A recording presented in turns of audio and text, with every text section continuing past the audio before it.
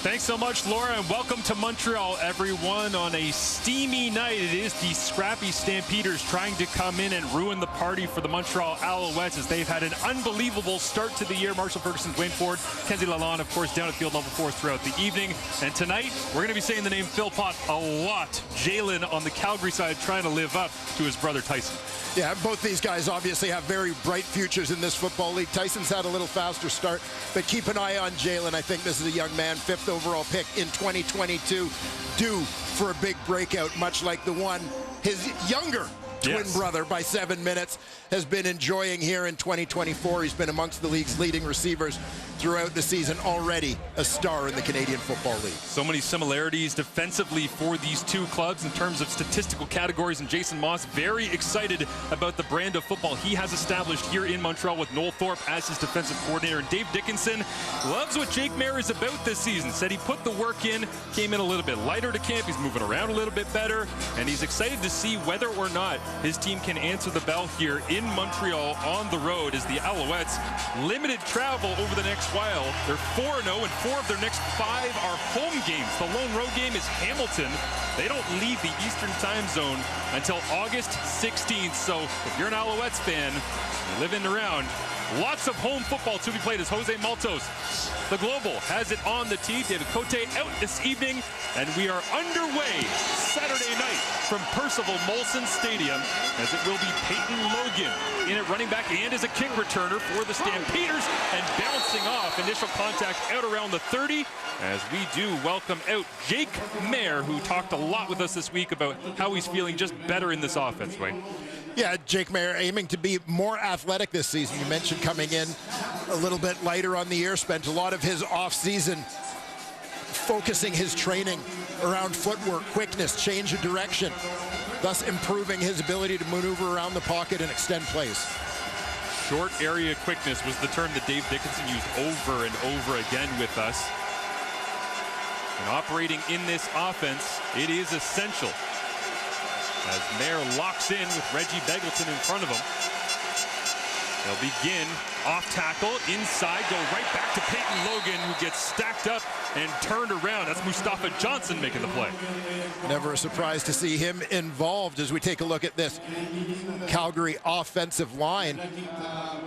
Sean McEwen is out there to start. Keep an eye also on right tackle Joshua Coker. Mark and Michelle coming off a big game in which he had 9 catches for 75 yards. The veteran celebrating a birthday today as well. Turning 31 touchdowns in each of his last 2. And that season 9 catches last week against Winnipeg. Michelle is in motion to the left of Maier. Hard count here on 2nd down as Maier throws it. And it's incomplete. Reggie Begelton, the intended receiver, but somehow, as always, it seems like 26, Tyrese Beverette is right there, and it's 2-0. Yeah, Beverette, of course, a magnet to the football. This one kind of thrown low and outside as Maier's trying to keep it away from that coverage. You see Beverette pursuing from the backside, but a tough grab to make for Reggie Begelton. Only team that's better at getting opponents off the field than 2 and outs, the Saskatchewan Roughriders, back in the win column here in week number 5. And Montreal begins, as they use so many times, with a quick defensive stop. Cody Grace sends this one away. It'll drop down. James Letcher Jr., the returner for the Alouettes, and a big hit in the open field. That Keelan Thomas, the Okanagan Sun, who made the play, as Cody Fajardo comes out for the first time here in week 5. Yeah, and great for Calgary to have Keelan Thomas back in their lineup. They missed his effort on special teams. So you see Cody Fajardo remaining undefeated this season. Terrific numbers to start things off for the Alouette QB. Fajardo's completion percentage currently at 75.4%, highest in Alouettes history. It's been the key to opening everything up for him, including a lot of deep shots. We didn't see much of that last week against the Toronto Argonauts, but it was still a win. 30-20 for these Owls as they begin 4-0 on the season. Happy to be back here at home, and they begin with a run as well. Right down the hatches, it's Walter Fletcher.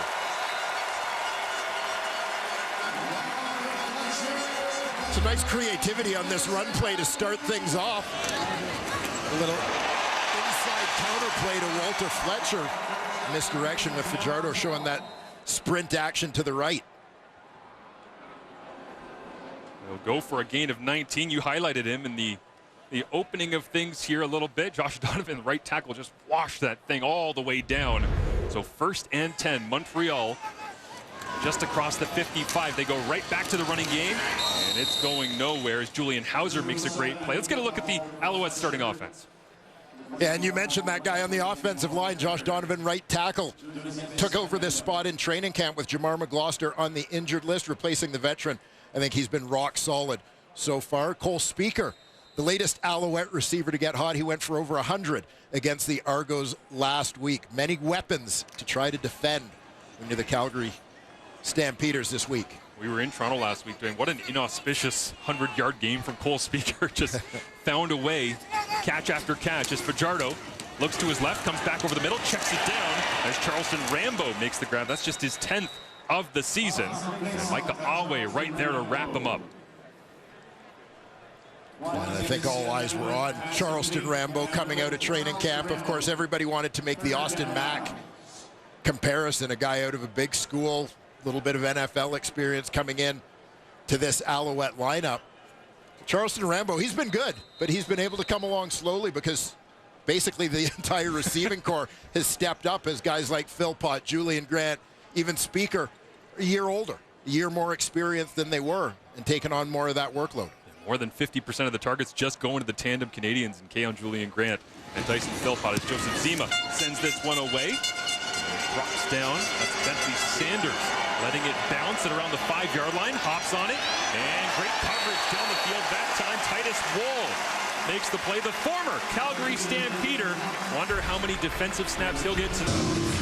22-19 the final last week. The Calgary Stampeders and Jake Mayer getting the victory over Winnipeg as he was, again, pretty consistently being able to just pick his way through that Bombers defense. Yeah, and this is a big thing, I think, for Jake Mayer, is there have been these flashes of brilliance for him at times in his career, and then some low points. It's a matter of finding that level of consistency, and I think Jake Mayer has been pretty good in that regard through the first 3 games of 2024. 11th on the all-time Stamps passing list. Next up, his coach, Dave Dickinson, about 2 or 3 games away. We'll see what he can do here early on first quarter. Play action, flips this one out. That's Brooks making the grab, crossing the 20-yard line. And a nice chunk on first down this time for Brooks, who's been lightly used, but pitch and catch right there. Yeah, and you'll have to imagine a little bit of this play action and extension of the run game as you see with these short passes. Probably going to be a big part of Calgary's game plan tonight. You heard Coach Jim Barker mention in the pregame, Dedrick Mills out of this lineup.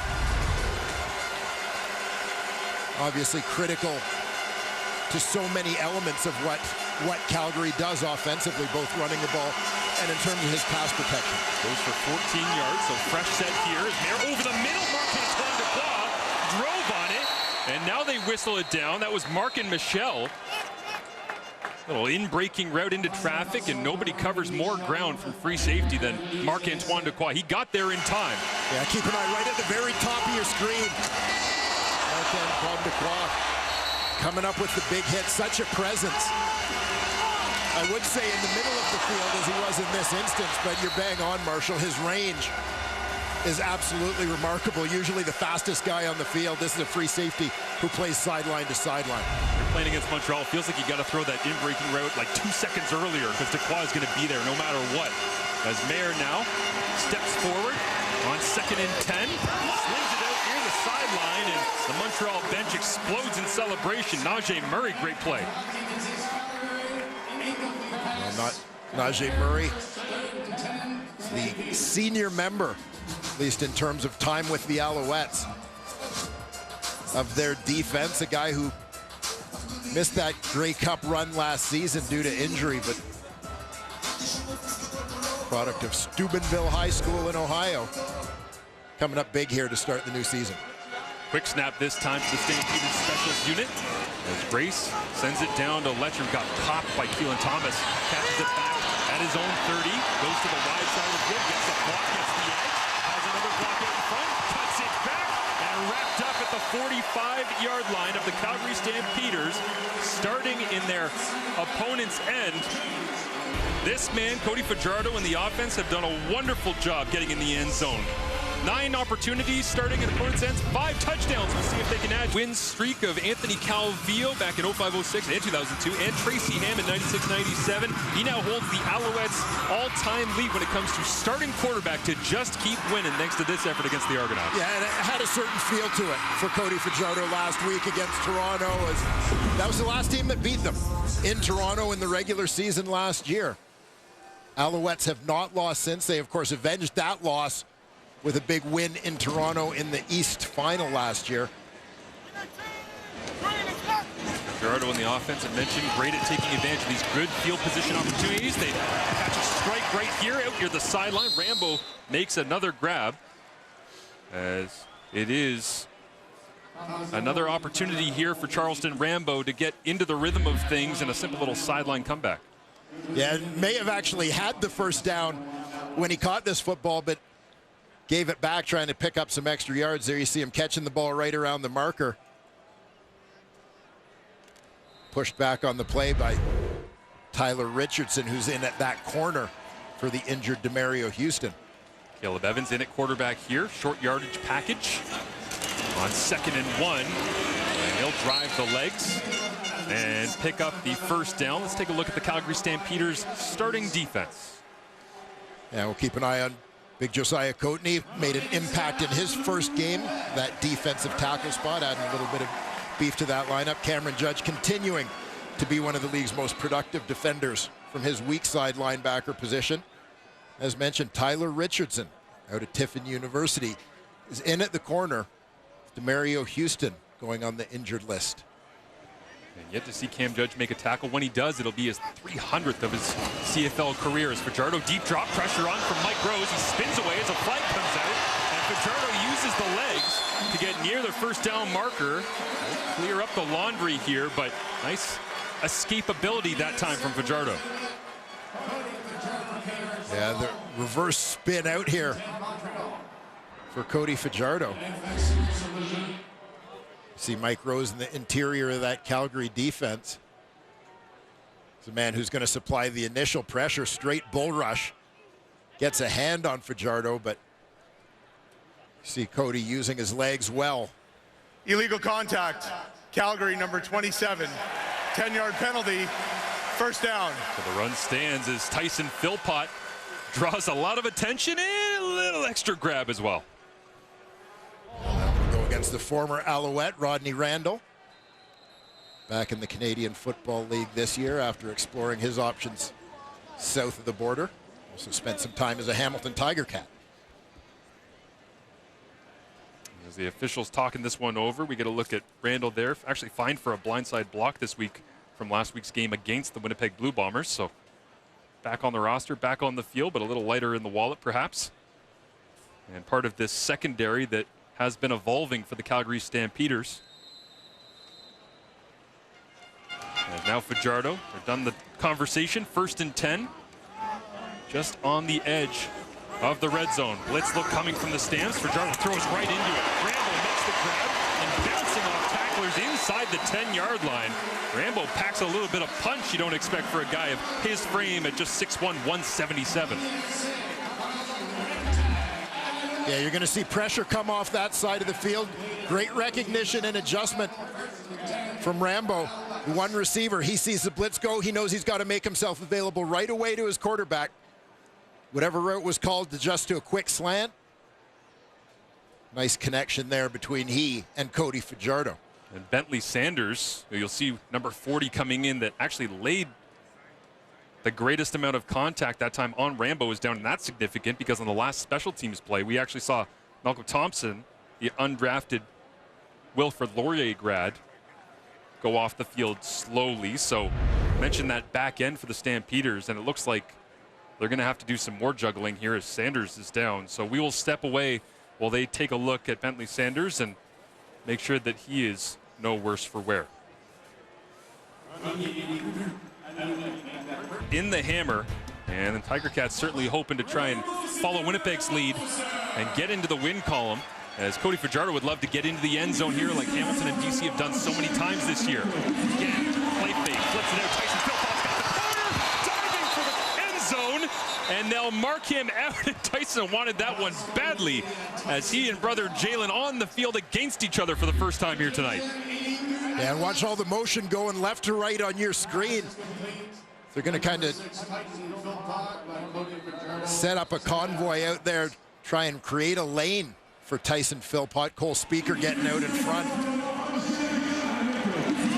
block for him on what is basically a variation of a screen pass. So Fajardo will stand in the gun now. Max protection, blitz is on, gets it away. Wide open, Keon Julian Grant, touchdown Alouettes. His first of the season, finally. After Philpott gets in the end zone so many times, his Canadian counterpart joins the party.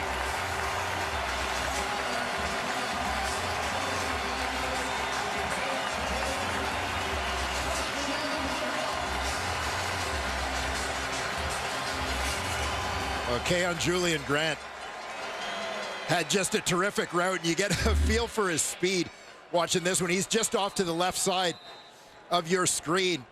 Really didn't disguise what he was doing. The defender, Rodney Randall, was playing inside leverage. Hence, Julian Grant made that break to the out at full speed, was wide open from the word go. Jose Maltos adds on the extra point. And as we're talking so much about the Philpott brothers and Canadian receivers, it's kind of fitting based on how Montreal has began this season that they'll end up having a different Canadian receiver get into the end zone. As Tyson actually mentioned to us this week that he's been using Keon almost like he used to Jalen, where sometimes I need to get picked up. I look to my guy, and he gives me a big play, and I get excited. I want to do something special on the field. Here's the touchdown drive, fueled by a 36-yard punt return that got the party started. Yeah, good field position always helps, but you see all the receivers getting involved here. And again, Cody Fajardo back to 100% health and using his legs to not only extend plays, but to make plays. As he did there, here's Tyson Philpott setting it up on the doorstep, and his adopted twin brother, Keon Julian Grant, with the major. 6 plays, 44 yards in under 3 minutes. And good to see Keon Julian Grant healthy. That's the biggest thing. He said to us last week going into the Argos game that he just wants to play every game this year. If he does, that's not going to be the last time you'll see him catching a football in the end zone. As Calgary set to receive here, Peyton Logan, his second kick return of the ball game. Already out across the 35, 40, spins back into traffic as Tyrese Beverett is going to add on to his special teams tally alongside Jose Maltos as Jake Mayer comes back out in 23 versus 24, and it's feeling a lot different right now for number 12. Yeah, and this is great to see for Jake Mayer and the Calgary Stampeders. And part of this is just the recognition on his own part, as Dave Dickinson alluded to with us this week, of recognizing what he needed to do better and taking the action to make that happen.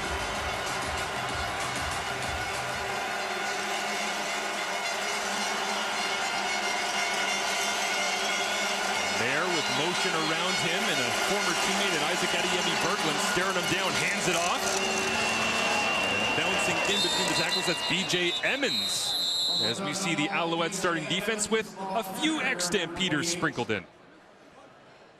Yeah, and we'll expect to see a little bit more of Avery Ellis tonight. Sean Lemon suspended this week by the Canadian Football League. We'll talk a little bit more about that. Darnell Sankey, of course, looked at to provide leadership, former Stampeder in the middle of this defense. Deontay Ruffin, again, another former Stampeder, doing a terrific job at that boundary half spot. So Wesley Sutton has yet to play this season. The Alouettes haven't missed a beat with the depth they've accumulated.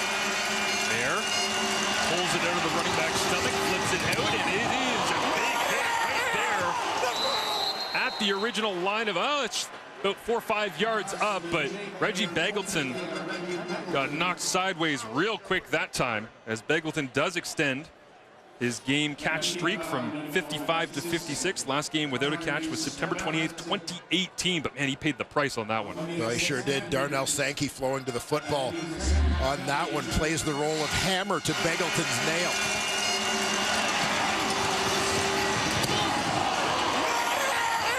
The good news is you dodged Tyrese Beverett.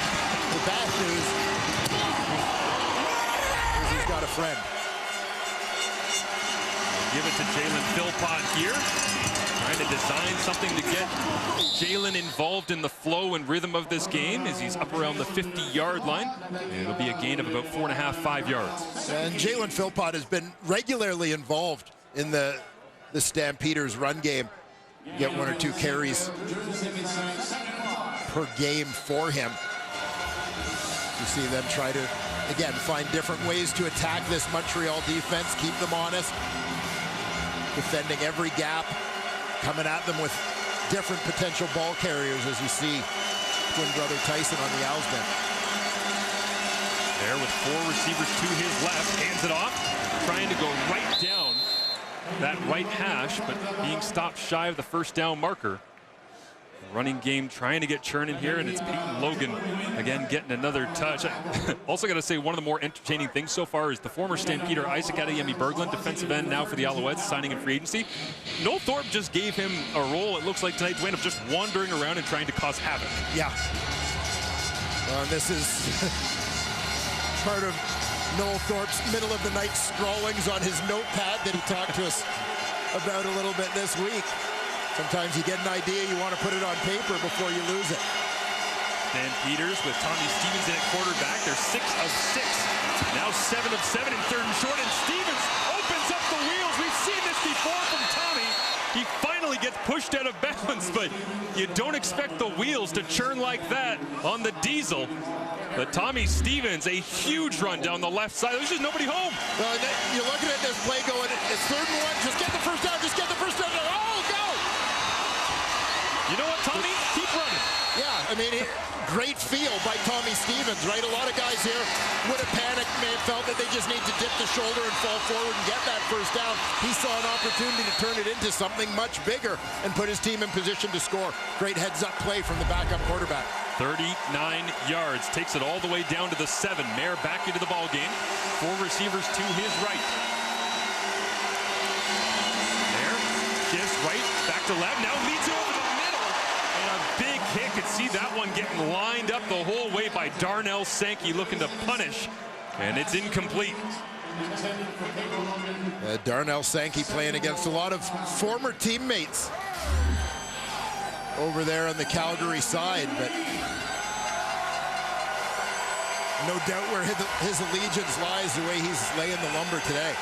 You gotta think that's one where Peyton Logan says in film, just put it on me when we're down there, okay? Yeah. And I think that's what Dave Dickinson's probably saying too. Maybe upset about the shot by Sankey, but regardless, no harm, no foul. 2nd and goal. There, inside handoff, Peyton Logan driving down inside the 5, and he'll be stopped shy. And now it creates 3rd and goal, and Tommy Stevens is already 5 yards off the sideline, ready to go. Yeah, very nearly a touchdown here for Peyton Logan. Just tripped up. I think it was Beverett that got into his legs a little bit there, but forward momentum carried him into the end zone. Dickinson talks it over with Jake Mayer. Tommy Stevens is in the ball game. Dylan Wynn, Mustafa Johnson, Derek Wigan, another former Stampeder, all dig in on the defensive line. 3rd and goal from the 1. Stevens goes right side this time, trying to get there. Did he? Touchdown, Stamps. It was not easy. Took all 3 downs with goal to go, but Stevens gets the spike, and Calgary's on the board. Yeah, Tommy Stevens manages to keep his feet. Big body, keeps driving. A little bit of a push from a few of his offensive linemen to help him get there on that 2nd effort. The Stampeders punch it in and now look to even the score with the extra point. Stevens, such a good job that time. 2nd, 3rd, 4th effort. Marc-Antoine Dequoy, anytime he gets involved in the running game, he's pretty good at dragging people backwards. The problem is, Tommy Stevens is 6'5", 241. It's not your average backup quarterback that's pushing his way through. As 8 plays, 65 yards in under 5 minutes time. And the response from the Calgary Stampeders, as expected. Tommy Stevens winds it up and punishes the Wilson. Noel Thorpe frustrated as it's 7-7 early on. Stamps and out. And so this leaves Jalen to be extra motivated to one-up his twin brother this season. Yeah, thank you, Kenzie. They are highly motivated tonight as James Letcher Jr. returns this one across the 30. And there's flags down in behind the play. Really physical special teams game here early on, but there's no doubt that the heartstrings are being tugged in multiple directions with, I don't know, 10, 15 family members. Montreal number 9 in attendance. 10-yard penalty. Pauline there. First down. He decided to go with the Stampeders jersey Alouettes hat, whereas Dad went for the more traditional I love my kids jersey split. Split it right down the middle. And of course you look at the cap, the initials, big C for Corey. Dad is former CFL star, running back with the BC Lions. J for Jalen, T for Tyson. It's a pretty good trio. Not bad bloodlines right there. How did Colleen make the decision? Could it have been an Owls jersey, a Stamps hat? Was it, what was? How do you make that choice? I don't know the process.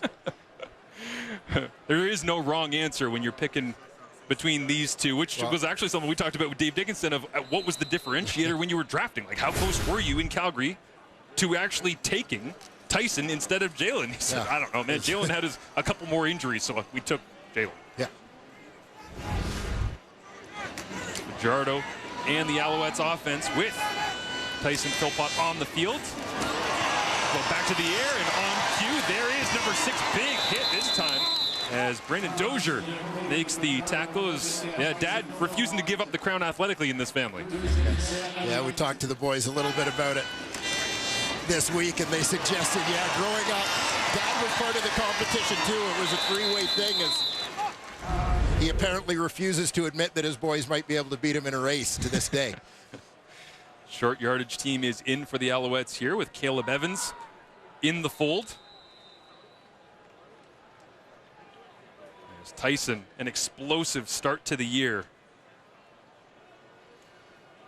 Backed up deep in their own end, they go for it, and Evans has got that. No problem whatsoever.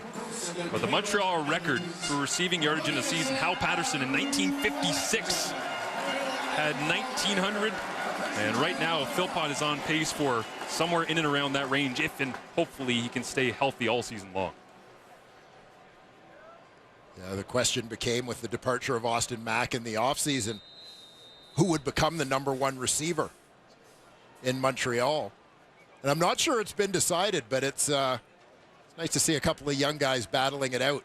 Former high draft picks for this team in Philpott and Julian Grant. Last play of the first quarter, barring penalty here, as they get it on a little swing screen to Tyson, and he adds to his stellar catch percentage on the year. Came into tonight catching 85% of his targets. Most intriguing thing to me, the brothers talked about copying each other. Tyson saying, I watch how Jalen runs his routes. How'd he get open? How do I use it? Well, these two teams are acting like twins right now as well. Back and forth, 7-7 as we continue into the second quarter in Montreal. These two teams kind of acting like each other. They're both very high in a ton of statistical categories coming into this game, but when you look at the actual way that the quarterbacks have been acting early on and being so efficient and consistent, like these, it's not mirror images, but these two teams are taking on very similar roles in CFL this year. Yeah, and obviously in a 9-team league, sometimes you're going to see things that work for one team being implemented by others. Montreal's success, not to suggest that it wasn't the way that Calgary was going to play with Jake Mayer at quarterback, but you're going to see a lot of similarities throughout various teams in the league with that quick passing game this season. Completion percentage at crazy rates across the CFL as a whole. Quarterback efficiency numbers as well. But a lot of short passing happening around the Canadian Football League, almost 2/3 coming under 9 yards. We saw that in the Argos Owls game last Friday in Toronto. There was not a pass beyond 7 yards depth in the first half of that game, as Fajardo looks to his left, rips this one, and Tyson's just getting all the targets at this point. In breaking route, fumble, it's on the ground, and Calgary is on top of it. Trey Roberson lands on the football, and the rare Alouettes turnover.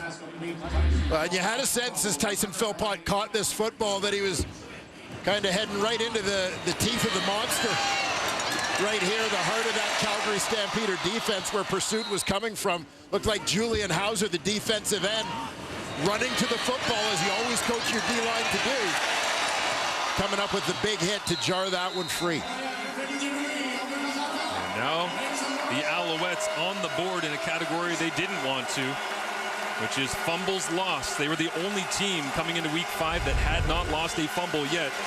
And it will be a great field position situation for Jake Maier and the Stampeders offense. They've had 6 opportunities starting on their opponent's side of midfield. 0 touchdowns. See if they can change that here. Is faking it to BJ Emmons, flipping it out underneath. Markin Michel is wrapped up by Isaac Adeyemi-Berglund. You mentioned it as we see the short passing game once again, Marshall, some of the numbers, and one of the things that stood out to me as you look through the Calgary Stampeders statistics thus far, their team leaders in yards per catch this year, running backs Dedrick Mills and their fullback Lucas Robertson, who are both over 13, no one else even that high. Maier stayed in here in short yardage, second and a full 2. They tried to go to the line quickly, but Montreal was not fooled whatsoever. And I think the desire for Calgary, when you think about the first quarter and how they scored their touchdown, I mean, that was the success of Tommy Stevens and the short yardage unit that you would think it would be automatic. Short yardage situation, you're going to bring them in. But they're trying to mix it up a little bit, keep Montreal off balance. That's taking a page from Noel Thorpe's own book. Yep. Right? Don't establish a pattern that they can predict what you're doing. And I think that's kind of what that short yardage attempt is about. Stevens and the Heavies dig in here once again. Leaning to the right-hand side. Had to work for it, but it looks like the spot will give him the first down yardage required as Sankey peels himself off the top of the pile, and Stevens signals yes, as the officials will follow. And with that big run that he had to the outside, you can just imagine the impact that that has on the Montreal short yardage defense, where typically, intuitively, you're thinking short yardage, everyone's just squeezing down to protect inside gaps. Tommy Stevens is going to keep them honest with runs like that first one he had. 16 rushing touchdowns in Stevens' career. Peyton Logan back in the backfield here. A little token fake to him. Now check it down underneath, and another big hit. Dubois flying around down from his free safety spot, and I say he's playing free safety, but who's actually playing any position in this Alouettes defense? Yeah, always tough to say, and as you notice, Montreal goes with a 3-man front, 3-man rush here, so you've got 9 guys in coverage. We're basically saying, you know, yeah, go ahead, throw the ball. You're not going to have anywhere to go. Great response from Noel Thorpe to your question this week, Dwayne, about the creative process. He said, well, everyone thinks that Tyrese Beveret's a weak side line. He's not. I don't know where anybody's actually playing. We'll see where they line up here as Maier gets it out quickly. It's complete to Reggie Begelton across the 20. And Reggie dives down to about the 13-yard line as Begelton, simple little pitch and catch, but earning it after making the grab. Yeah, and Calgary is going to go quads to the field side. Reggie Begelton, the inside man. The other 3 guys just setting up to block for him on the screen. They do a nice job of it, allowing number 84 to pick up the first down. The Alouettes facing something that they haven't much at all throughout this season. Trailing in a football game. They just haven't had to go through much of it this year. 5 minutes total in this season they've been behind. Can Calgary put them in that spot now? It's a completion of Peyton Logan, but once again, the rallying Alouettes defense with Tyrese Beveret there to pull him back. Yeah, and I just want to continue on the thought that you started earlier, Marsh, about Noel Thorpe and that breaking the mold, basically. That, yeah, traditionally you think about offense and defense, and there's an aspect of offense that is about identifying who's playing certain positions and where is that person lined up. Noel Thorpe makes that very difficult to do, the way he kind of puts the names in a hat, shakes it around, and lines them up wherever. Just a nightmare for a quarterback to have to identify people. As here, Maier flips to the right, comes back to the left, and they'll send this one straight into the Percival Molson turf. As right on cue, they bailed the defensive end Isaac Adeyemi-Berglund out into a zone, and it was exactly where Maier was looking. Yeah, you're reeling a little bit as a quarterback. There's Rene Paredes, who had the walk-off last week against the Winnipeg Blue Bombers. As this one comes from 22 out. Easy mode for Rene as El Matador adds on to his career tally. On a beautiful night here, Saturday in Montreal, 10-7. An annual tradition unlike any other. Shark Week. As it is superhero night here in Montreal. It's weird that Mario and Luigi aren't sitting together. Some conflict that we don't know about? Falling out. Off the field issues. Unlike the Philpots. Fajardo takes the run, flips it out. Walter Fletcher takes the grab, crosses the 50-yard line and out to midfield. As Fajardo, the dual threat, leads to a 15-yard gain. There is a flag out in front of the Alouettes bench.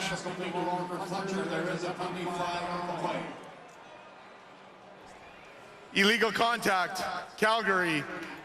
That penalty is declined. First down. Yeah, they get two backs in there. Jeshrin Antwi in the backfield carrying out the run fake. Montreal looks to take advantage of the versatility of Walter Fletcher, moving him around a little bit within that offensive set. Again, little run fake. Keon Julian Grant, who had the major earlier, makes the grab here. Walter Fletcher, been a great part of this offense so far this season. A little screen pass touchdown back against the Edmonton Elks earlier this year, but on the ground, he's been setting the tone in a great pairing with Cody Fajardo's running ability. Yeah, and it's an interesting mix that the Alouettes have in that backfield this year, of course, with William Stanback moving on, doing his thing with the BC Lions this season. Walter Fletcher gives a little bit of a different look, but the Alouettes also able to work in a little bit with Jeshrin Antwi and Sean Thomas Erlington as well. Pressure look here over the middle, intercepted. Fajardo picked off, coming back the other way. The Stampeders get a block or two. It's Bentley Sanders. We saw him get dinged earlier. He was feeling his hand and trying to get the numbness to go away. Well, he can feel every part of that football. Fajardo, again, the rare interception. Looking for Reggie White. Bentley steps in.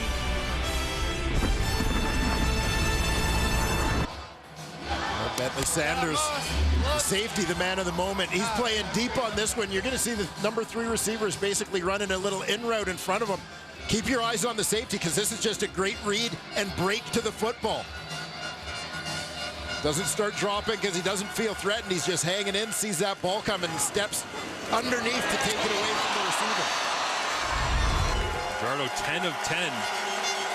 Before that throw goes his 3rd interception of the season as Mayer takes to the right, turns back to the left, gets into the hands of Brooks, turning back around the 45-yard line as a flag does come out. Teams with more turnovers this season are 3 and 10, and now the Alouettes on home field, they are down 2-0 in the turnover department.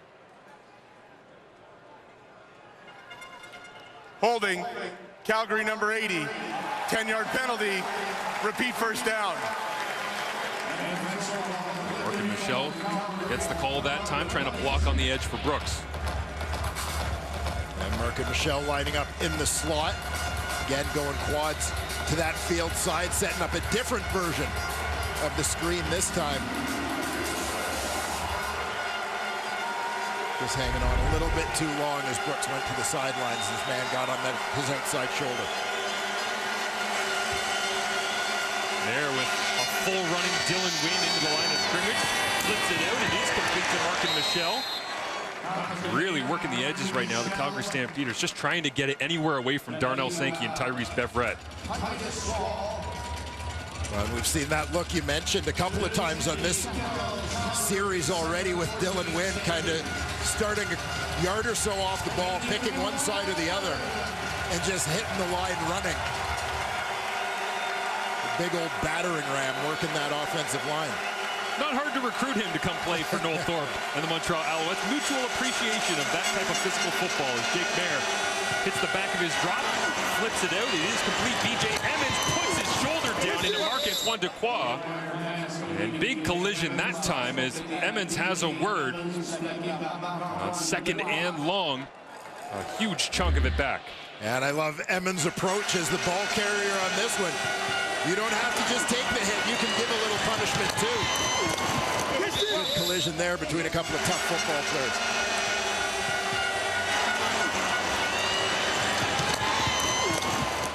Pads are popping on Saturday night as Emmons out of Florida Atlantic University. 6 foot 224. Tommy Stevens in the huddle, and now Dequoy getting looked at. It's one of those hits that you see, and it doesn't matter what the shoulder pads can do to protect you. It's just certain amounts of contact that you are going to feel no matter what, as Emmons goes right into the kitchen of Tyrese Beverett and Darnell Sankey, who has a word. I'm feeling a little bit like it's the hockey mentality right now, right? One of your guys takes a big hit, somebody else is going to step up and defend him, and you know Darnell Sankey will take up that battle in a hurry. We saw Bentley Sanders kind of motioning the same way. You know, stinger is the term everyone uses, up into that shoulder and kind of get the tingling in the hand after big contact. And Sanders came back, got the interception, but Marc-Antoine Dequoy getting looked at by the training staff of the Alouettes. As the Owls a little bit on their heels here at home, will step aside as he gets looked at. Off the field and heads toward, looks like the locker room there. We'll get an update on his availability when we can. Right now, it's third down, and Tommy Stevens is going to look to throw. Coming out of the injury timeout, Marky Michel wide open, jumps back inside and wrapped up inside the 20-yard line. So Tommy Stevens with a 30-plus yard run and now a completion on third down. And for the number of snaps he's playing, he's certainly having an influence on the outcome of this one. And this is giving Montreal a little bit of a taste of their own medicine. Markin Michel is lined up in the slot, but you get this short yardage look. Remember, Montreal hit the touchdown pass to Cole Speaker last week against Toronto on the fake QB sneak, with Caleb Evans putting the ball up top. This time Tommy Stevens gets a chance to work the arm a little bit. Gain of 24, Jake Mayer back in as they go back to the Jalen Philpott running attack.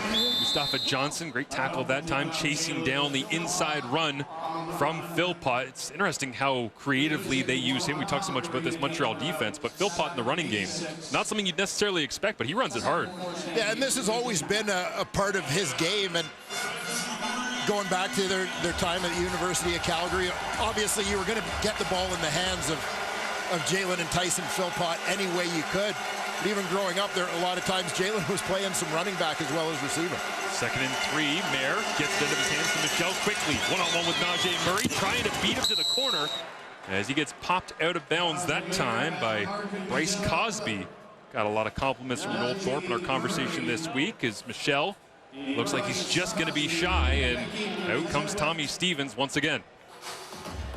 And when you talk to Noel Thorpe about the type of defenders he's looking for, things he talked about are obviously in a short CFL training camp when you're looking at new guys. One of the number one things is just guys who can pick things up quickly. Bryce Cosby obviously did that, but guys who frankly want to run and hit and offer some versatility, some flexibility. Cosby has shown that since jumping in at the nickel spot for Reggie Stubblefield.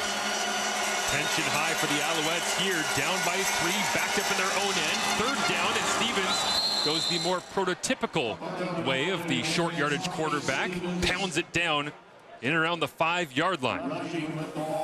Well, I'll again go back to that first long short yardage run by Tommy Stevens in the first quarter. And you remember, he attacked the outside. Think the defense remembers it? Watch how they loosen up on this side when he starts coming laterally. See how Avery Ellis, the defensive end, just widens out and creates a gap for him. That play is huge in the first quarter, and you see the impact of it now. Trying to do anything to keep contained on the edge there, and easy mode once again for Stevens. Leans forward, 1st and goal from the 6.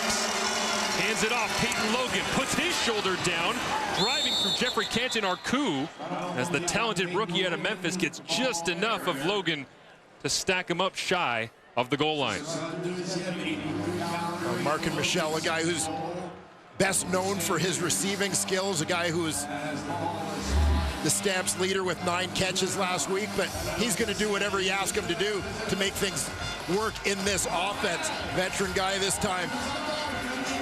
Big collision there as he's being asked to come and block and seal off the backside in the run game. Good pop there on his former teammate Titus Wall, getting some snaps with Marc-Antoine Dequoy down. There stays in here on 2nd and goal for the 2. Snap handoff. Lunging to the end zone, but again, BJ Emmons can't get there. And now it's the longest walk possible in the Canadian Football League, all the way to try and figure it out on the bench. What are we going to do? And there's also an injured Alouette down, but Mayer was making his way all the way back to the coaches to sort out what is the play call here on 3rd and goal, with a chance to try and break the unbeaten streak of the Montreal Alouettes. We'll see if Calgary can do it when we return. Miscues from the Alouettes and the Stamps on. What's wrong, Paul? What's wrong? You didn't even get me in the shot. No, you're in the shot. There he is. There he is. Relax, Paul. Halftime as well. Don't just play ball. Hey, come on, Paul. Let's see if the Stamps can get another for touch. 10 years. Classic Lapo. So Jake Mayer did the long walk over to the coaching staff, and it turns out he stayed.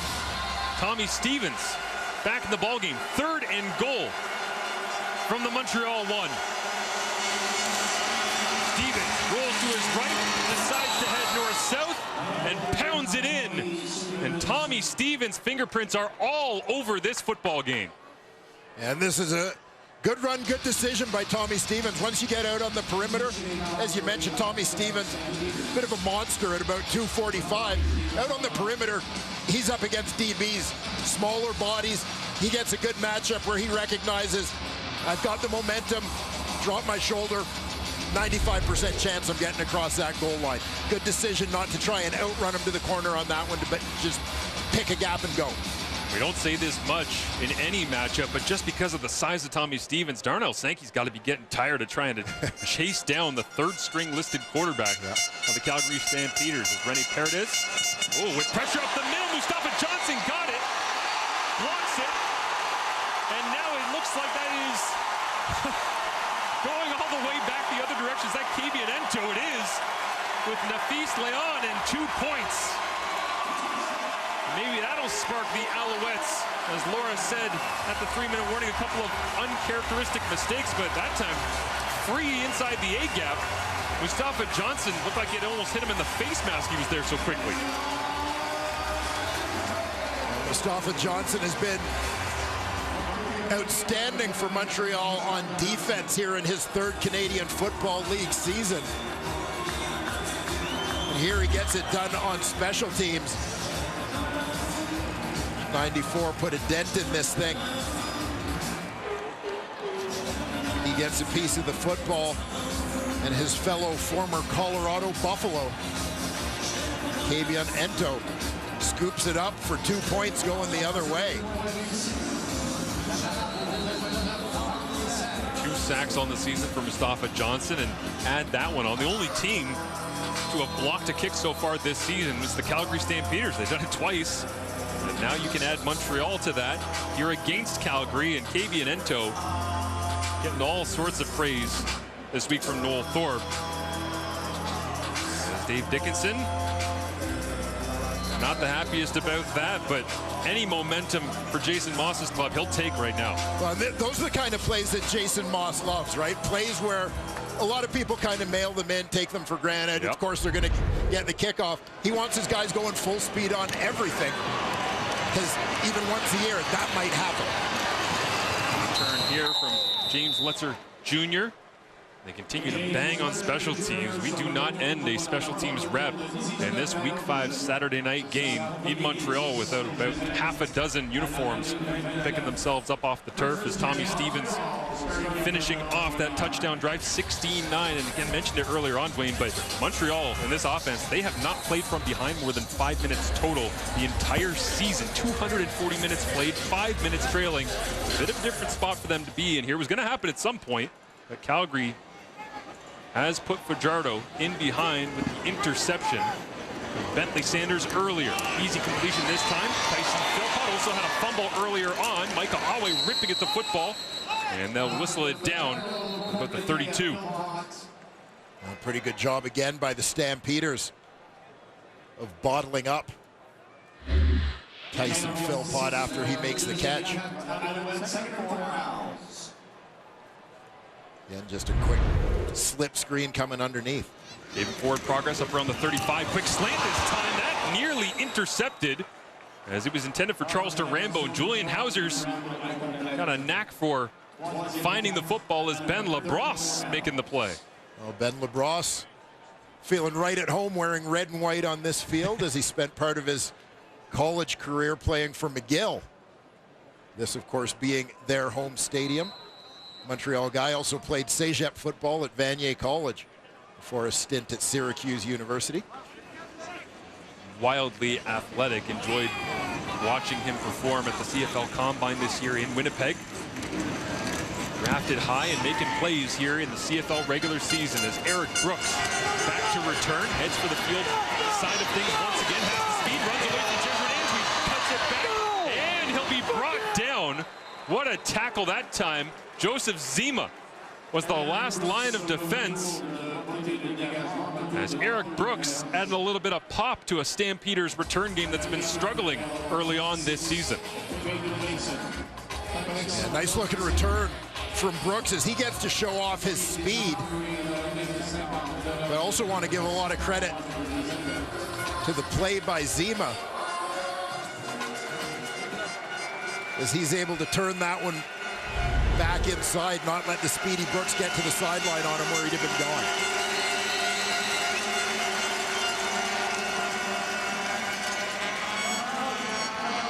As Calgary needs to take a timeout here. Dave Dickinson not happy about it as Jake Mayer and the offense will regroup. A lot of credit to Dave Dickinson and the Calgary Stampeders offense in this ball game as we found ourselves talking a lot about their backup quarterback, Tommy Stevens. Yeah. And, you know, to me, this is about game plan, but also understanding your roster, understanding all of the assets that you have on your roster, not getting locked into, well, Jake Mayer's our quarterback. Jake Mayer has to be the guy throwing the ball or has to be the guy on the field. Tommy Stevens brings some unique things that can be difficult for defenses to defend, and we've seen that here in the first half. Yeah, it requires no ego from Jake Mayer. That's not an issue. He just wants to win football games. He'll flip it out. Complete. Peyton Logan gets the corner and gets pushed out of bounds near the Montreal bench that time. Tyrese Beverett, as always, right there to make the play. Again, look with the two American backs in the ball game. Peyton Logan and B.J. Emmons in for that one. Little misdirection. Run look to Emmons before dumping that one off to Peyton Logan in the flat. Two teams have split their last 16 matchups since 2014. Back and forth battle here in the first half. As Logan takes the rock this time, fires the Pistons, off to the races, and he'll get pushed out of bounds. Najee Murray is the one that finally catches up to Logan after all of those quick little flat catches and getting beat up by Peyton Logan earlier on. He gets a little bit of breathing room this time for a gain of 42. Nice burst here from Peyton Logan. Dylan Wynns trying to get there. Right in the hole, but just unable to get off the block. Not sure if there might have been a little bit of a clutch there, but regardless, big play for Logan in the run game. Fourth straight score zone possession here for the Stampeders. Mayer leans into this one and rips it at Reggie Begelton, as it is a touchdown for the Calgary Stampeders, extending their advantage here in Montreal. Well, the always reliable Reggie Begelton lines up in the slot. He's just going to make the quick bend out on this one to the sideline. Again, the corner, if he's lying backed off, just makes that break in front of him. Easy bit of pitch and catch between he and Jake Mayer. Always loved the body language of a quarterback who's had, you know, his backup, his third stringer, getting touchdowns here and short yardage there, and he just leaned into that throw and ripped it. It exploded out of the hand of Jake Mayer, and perfectly on point for Reggie Begelton, as nothing prettier than a well-thrown and caught football on a Saturday night in Montreal with the sun setting. And here you'll have a look at Jake Maier and just the confidence that you alluded to in the way that he delivers that strike for the touchdown. Nice help in the blitz pickup there from Emmons, who's demonstrated tonight that he doesn't mind a little bit of physical play.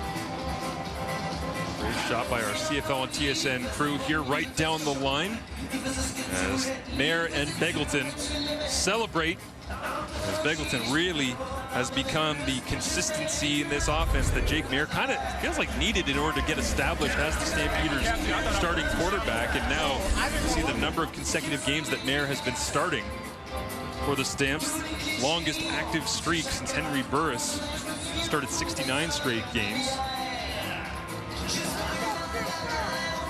Time of possession for two teams that are excellent at it.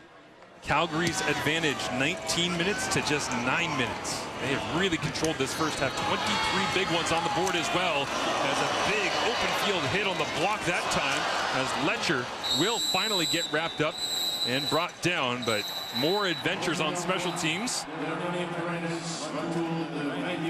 as Bailey Devine Scott, a global.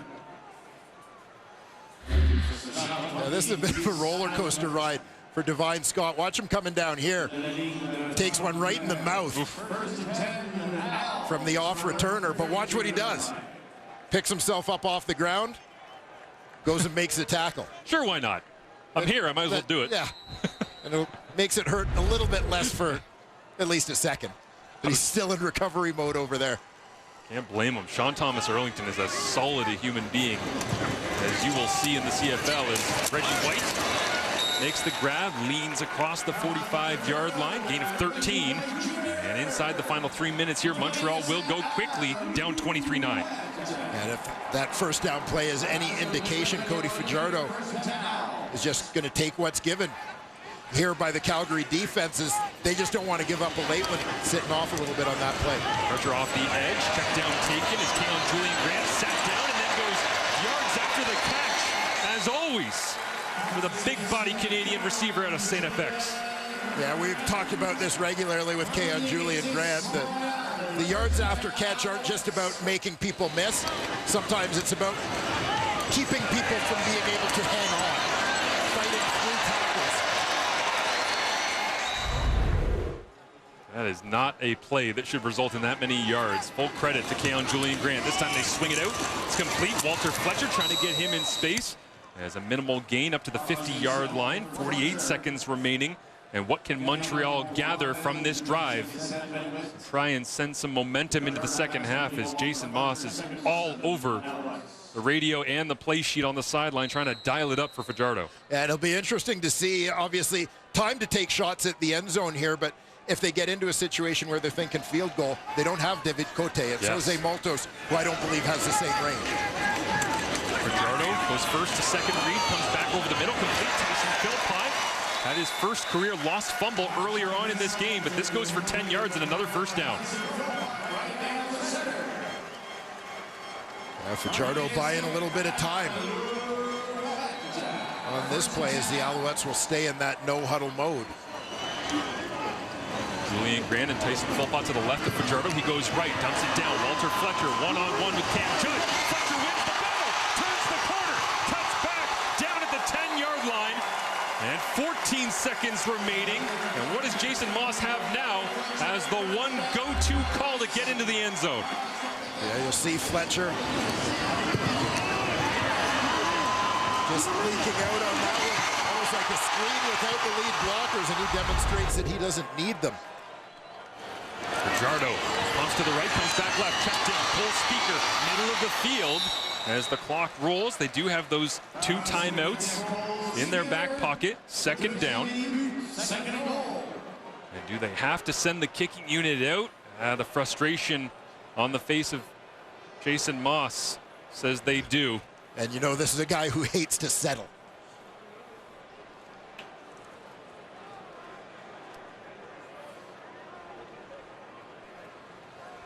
But playing the odds will be Jose Maltos and that kicking team. You see his 2023 numbers. You just know Jason Moss is already in mind going, I could have done, I should have. he's going through 15 different offensive plays trying to figure out what he could have dialed in there for Fajardo, but he will get some points out of this as Jose Maltos clears the outstretched arms of that front for the Calgary Stampeders, a Stamps team that has come on the road here. Jake Mayer said early in the week in practice that he wanted to see them answer the call, go into a hostile place, and realize it's just us, nobody else around us. Well, a little support from the birthday boy, Mark and Michelle. Michelle with a strong effort last week. I mentioned those 9 catches for 75 yards and a touchdown. Had himself going early in the first half here tonight. Markin is standing alongside Kenzie Lalonde. Well, Markin, your team has an 11-point advantage here against a team that's 4-0. Just what are you liking about your group's performance so far? We're playing football. That record doesn't matter. This is another game that they got to come out here and play football. We don't care about what they've done in the past. The present is right now, and we here to go ahead and get it. 31st birthday for yourself here, so happy birthday. What would it mean to you to get this win here? It means a lot to get this win. Not because it's my birthday, because I'm a competitor. Today is my birthday, but it's a work day, so we got to come out with this dub. Appreciate the time. Appreciate you. The statistics after the first half of action here, the Calgary Stampeders in control, and you can see the passing yards certainly ripping it all over the place are the Montreal Alouettes, but still playing catch-up, and that's because Tyrese Beverett has been trying to find a way to get a stop against the Calgary offense. Let's go down to him and hear from Kenzie. Well, Tyrese, let's just start with missing Marc-Antoine Dequoy. We saw him walk away with an arm in the sling. Just how will you guys move forward? I mean, you know, he's a big piece in our defense, but we have the mindset of next man up. You know, we expect the next man up to come and play just as good as Marc Dequoy. For some of those conversations in the locker room in terms of adjustments coming into this second half? I mean, it's just the challenge we've been waiting for. I mean, and I have faith in my guys that we're going to answer the challenge. I mean, nobody never said it was going to be given to us, so we got to go out there and take it. Appreciate the time. Appreciate you. Calgary's last 4 drives, touchdown, field goal, touchdown, touchdown. There's not been a whole lot of that in the Montreal Alouettes defense through the first month of this CFL season, but Tommy Stevens playing into it, and a big chunk there from Peyton Logan, but they weren't done there. Yeah, just finding ways to get it done. You know, you think back to what Jim Barker had to say in the opening of this game, talking about Calgary missing some key parts, and the offensive side of the ball in particular. Dedrick Mills out of this game. We've seen Peyton Logan step up. We've seen Tommy Stevens chip in the running game, another guy who's seen as a backup. So it's a lot of guys stepping up to find different ways to make plays, and obviously a well-called game for Calgary as well, staying out of the teeth of the Montreal defense. Great to have you with us here. Start of the second half in week number 5 as Keelan Thomas makes another special teams tackle there. And there's a flag down in behind the play, but Cody Fajardo and the offense, really the biggest thing getting in their way has been themselves in a couple of turnovers. Yeah, Calgary doing a good job holding on to the football. You saw the time of possession almost doubling Montreal up, but turnovers playing a factor in that. You see Bentley Sanders with the interception earlier, was Trey Roberson with the fumble recovery after Tyson Philpott lost grip on that one. So a couple big plays defensively for Calgary in addition to what they've been able to do on own. Wild to think that Fajardo is trailing when you're 17 of 19 as the Als 9 straight regular season wins. That's a new Montreal record, 12 straight wins overall, which is their longest total ever. And they're also plus 13.5 points in scoring differential. Highest for the club since 2009 when they were at about 15 points by the end of the season. It's been a charmed start to 2024 after the 2023 Grey Cup Championship, but up against some adversity here. We'll see how they begin. Fajardo gets it on the edge to Kale and Julian Grant and steps out of bounds along the sideline as we see just exactly what Cody Fajardo has been able to do over this 12-game stretch. Yeah, just fantastic completion percentage. I mean, obviously, you see the touchdown to interception ratio, looking after the football. He settled in. You know, I mean, he came here knowing Jason Moss's system, with the two of them having previously been together in Saskatchewan, not necessarily having familiarity or even consistency in that receiving core. But once that was developed, he really found his stride and has just kept on a great upward trajectory since.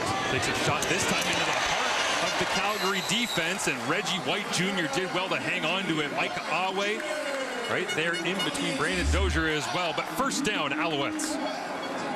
Yeah, credit to Reggie White. on this one. As you see, this is just going to be a car wreck after he catches the football. Bodies converging on him. Watch White's head get jolted around here a little bit on impact, but just squeezes that ball in tight to his chest, making sure he looks after it with that first down yardage. The large eyes when you see number 7 in red and white headed your way from his middle linebacker spot is Fajardo. Isolated Tyson Philpott one-on-one against Trey Roberson, and Roberson wins that battle. Incomplete. Yeah, the veteran Trey Roberson locking this one up. Pretty good misdirection play. Montreal was pulling offensive linemen, made it look like a run play out to the right, and then throwing it backside.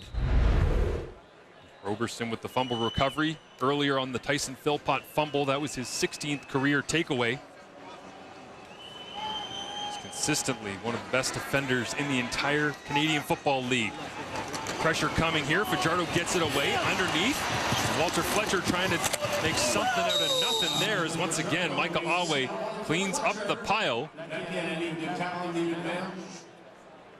And if you like good old-fashioned physical football, a lot of fun getting to watch the two middle linebackers in this one, Micah Alouette and Darnell Sankey, flying around doing their thing. Alouette in his 7th CFL season. Go to Texas Tech, earns a trip back to the sideline to get some rest. And now Joseph Zima will kick this away. Nice spiraling boot. Drops down to Eric Brooks, who has to backpedal all the way to his 15. Now tries to take the long way home. Cuts back up through the middle of the field. And it'll go as a 7-yard return as the Calgary offense, led by Jake Mayer, come back out onto the field.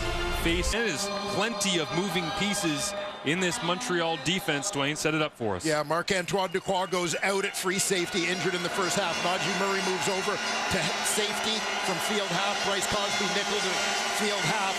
Titus Wall in at the nickel spot. Plethora of changes moving and shaking here is the completion of Mark and Michelle. And we've talked about the creative process, obviously, of Noel Thorpe and what he wants to do, where everybody's kind of positionless. It's easy to do that when you got everybody on the same page and healthy. Can he still do that with Marc-Antoine Dequoy out and Sean Lemon suspended? Well, and I think part of the reason he can is because he asks guys to do so many different things. Whatever their nominal position is, you're being asked to fill so many different responsibilities. Now you may just be starting off lined up in a different spot, but you're not being asked to do something you've never been asked to do before. Keep our eye on it here on 2nd and 5. Jake Mayer looking underneath once again. Darnell Sankey right there to tap down Mark and Michelle, who's going to have a ton of grabs by the end of this one, it feels like. But it is a first down for the Stampeders. Now, I would anticipate as well, one of the other things that you'll see a little bit in the second half of this ball game as we take a look at this play is Montreal loses a starting Canadian on defense. In order to balance that, expect to see a little bit more of Jeffrey Cantin-Arcou, who's a rotation guy, plays different personnel packages. Their first-round pick, the linebacker, and also Derek Wigan as well, getting into that D-line rotation. He and Isaac Adeyemi Berglund. Cantin-Arcou on the field right now is handed off to B.J. Emmons as Noel Thorpe trying to dial this up defensively, chewing on that gum harder than ever this season as he continues to trail, but they have been stellar. Yeah, whatever he's doing, it's been working for him thus far. Again, you heard the guys talk about it in the studio at halftime. Big part of Montreal's success this season, without question, has been the strength of that defense. So the offseason thought process was to hit the ground running. We didn't dial it back in training camp. We actually accelerated the learning because we had a lot of guys come back, continuity, and also the free agency pickups, veteran guys that we trusted could do it. See what they call here on 2nd and 7. The specialty of the Alouettes defensively. They'll dump it off underneath will the Stampeders, and cutting back into traffic and getting the first down. It looks like that is Peyton Logan, shifty underneath, somehow finding a way. Darnell Sankey on the tackle. Yeah, and it continues to be the right play calls at the right time for the Calgary Stampeders. Peyton Logan here slipping out on the screen. Picking up a couple of nice blocks along the way from fellow receivers and offensive linemen. Clearing the path for him to pick up that first down. How about the sidearm delivery that time from Jake Mayer, curving it around Avery Ellis as they go back to the running game, and right down the middle of Percival Molson goes Peyton Logan once again. And Peyton Logan has demonstrated nice patience in the run game. We saw him with a long run. Watch for the little kind of skip step he does here. Just a little hesitation right there. Set up the block, then pick your spot and go. Just 5'8", 195. Kind of came in as a return specialist, but putting in great work here. In the backfield, Tommy Stevens, speaking of putting in great work in week number 5 on 2nd and short. Tommy Stevens pushes his way behind the left side of that offensive line, led by Bryce Bell, the 2nd-round pick from 2021 out of Wilfrid Laurier. The Tommy Stevens unit continuing to have success, and the Calgary offensive line winning most of their battles tonight against a tough group. Sean McEwen, one of many former Calgary Dinos across the league, leading the way for that group. A couple of former Argos centers here tonight. Justin Lawrence for the Alouettes and Sean McEwen there for Calgary. A little pump going down the field, left-hand side. It's a back-and-forth battle. Flag comes out. Nafis Leon up against Eric Brooks. As Leon is saying, is that going to go on him? No. And you'll see it's a matchup on the outside between wide receiver and corner. Montreal number 8. Ball be placed at the spot of the foul. First down. And it looks like as the ball is in the air, there you see Lyon, a little grab and impeding the receiver's forward progress before he peels off to try and get the ball. There you see left hand clearly grabbing the shoulder pad before he falls off to try and make a play on the ball. As Nafis Leon, the highest graded defensive back by Pro Football Focus in the opening month of the CFL season. That one's not going to help the grading process for PFF, but he does end up digging back in on 1st and 10. Ball now down to the 25. Calgary barely got lined up correctly. This time they'll float a little screen out to Reggie Beggleton. And right there on the spot, Nafis Leon back into the play as Avery Ellis helped him out, flying out from his defensive end spot. Yeah, you can see this screen setting up for Calgary. Going to hold those blocks briefly. Keep an eye on Avery Ellis, though, on the left side of the screen, as he just falls into coverage in behind, which puts him in position to make the play. As the rest of the D-line is rushing upfield, sort of getting sucked into the trap. But the play call put Avery Ellis in the right spot. Jake Mayer, after a loss of 2, 2nd and 12, bounces around the pocket, rips this one. It is complete. Mayer takes a big hit as well. It was Jeffrey Canton-Arcou. They rocked him pretty good that time, getting more reps. You called it, Dwayne. That is the ratio alteration made as the rookie out of Memphis gets a pop in here on number 12. Yeah, he lines up. That left A-gap coming late. Take down the quarterback, but I mean, this has been an impactful young player in his first year. Not a starter per se, but again, in the interchangeable, movable, versatile pieces of this defense, he's been a great fit and has really earned his opportunity. And Dave Dickinson throws the challenge flag, trying to get the attention of the officials. And he's going to ask for them to look at likely roughing the passer here, thinking that it was late.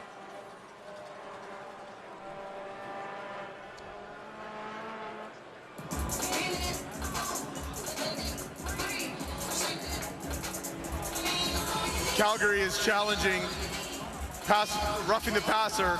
We will review the play.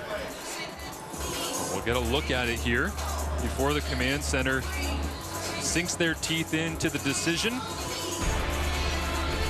A look at the roughing the passer potentiality here on Jeffrey Canton-Arcou. 2 sacks on the season, didn't get there in time, Dwayne. Yeah, and he's delayed on the rush, but when he gets there, it doesn't look like the initial contact was that late in real time. After review, the ruling on the field stands. Calgary has been charged a team timeout and has no challenges remaining. Referee Richie Miller makes the call there from replay official Tom Valesi in the command center. And Canton Arcu, I guess a nod of appreciation for getting through that one okay, and still the Calgary field goal unit coming out. And again, just finishing the interpretation on that call, I'm sure part of it being on the takedown. He didn't slam him to the turf, didn't drive him into the turf. 31-yard attempt for Rene Paredes. He continues his perfect mark here in 2024.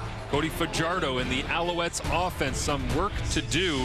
Try to get some of those quick receivers, James Lester Jr. and Walter Fletcher, out of the backfield involved a little bit more. Full attack.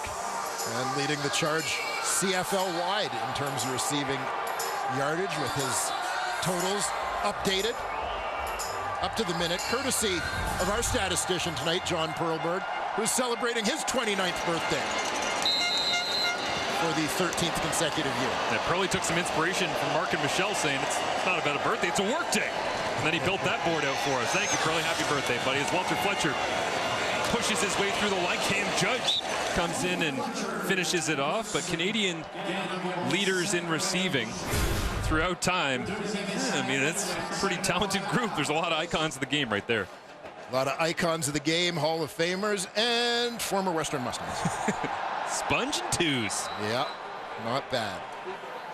And Tyson Philpott would like to be in that company. Certainly by the time that this season is in the books. Also like to go back-to-back as a Grey Cup champion. We'll see if the Alouettes can continue to build momentum here. 5.5 remaining in the third quarter, trailing by 14. Fajardo checks it down. Walter Fletcher getting a ton of looks here tonight, and a conversion on second down. And a fresh set for the Alouettes. Yeah, and I think part of the mission and a big part of Calgary's success here today has been about preventing the big play, right? They don't want to let that one go over the top. As Montreal has shown, they've got different ways of getting it done. You think back to the Ottawa game a couple weeks ago, it was all about the big play. In that instance, the reason Fletcher's open for checkdowns like that is because Rambo and Julian Grant were both going deep on that side and cleared out space. Fajardo loads this one up, pressure on, and he gets away from Julian Hauser. Now Fajardo's going to go for a jog, breaks to the outside, away from Trey Roberson, and pushed out of bounds across the 50. How did Fajardo get away from Julian Hauser? Yeah, Julian Hauser's asking himself the same thing. Cody Fajardo strong on his feet. Nice inside rush from Hauser, gets him there. Last second redirect by Cody Fajardo leads to the escape. Watch, just before Hauser gets there, Fajardo starts moving, and that patented Cody reverse spin out makes it tough for the defender to get a clean grab on him. Hauser's going, that's his move, I knew. Should have known, upfield shoulders. Now Cody looks to throw and takes that check down underneath. Walter Fletcher, 45, and gets a few more yards after contact right there. Tackle made by Tyler Richardson.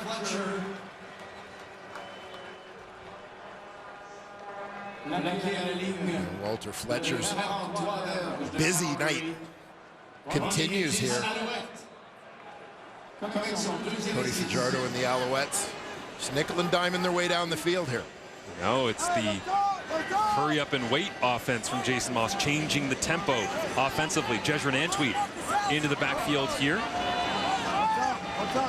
And Julian Grant and Tyson Philpott to the top of the screen. Fajardo goes to the bottom, pumps, now tries to run for the first. He gets it in big contact.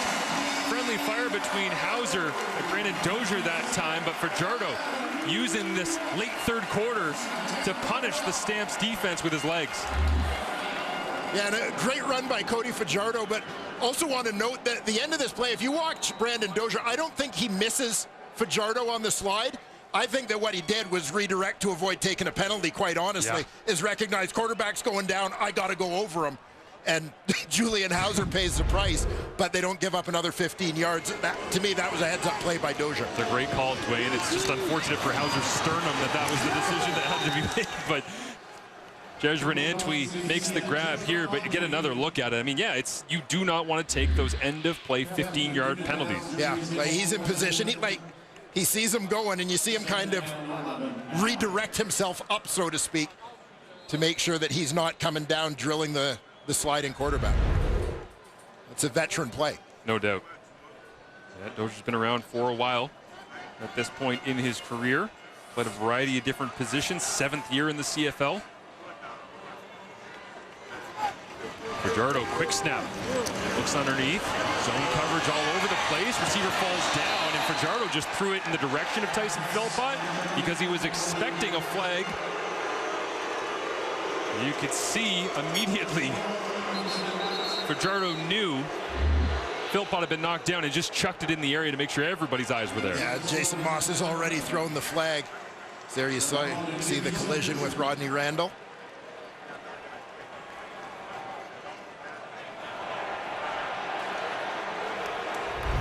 Montreal is challenging pass interference on their receiver number 6. We will review the play.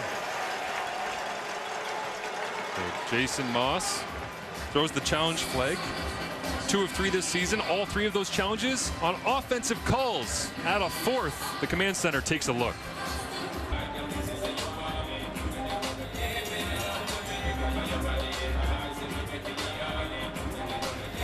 After review, the ruling on the field has been changed. Pass interference, Calgary, number 27. This is a 10-yard penalty, first down. Dave Dickinson with a, okay. Jason Moss now 3 of 4 on the season. They were not strong in the challenge department last year, but upping his career challenge mark as a head coach in the Canadian Football League. So it is a fresh set of downs. Tyson Philpott gets the call after review, and Fajardo looks to throw, and he rolls himself right back into the waiting arms of Mike Rose, who's been close a whole bunch tonight. And I guess that's the downside of the patented Fajardo blind left-hand spinning move. Illegal contact, Calgary number 40. 10-yard penalty, first down. Bentley Sanders, the earlier interception, has the call go against him.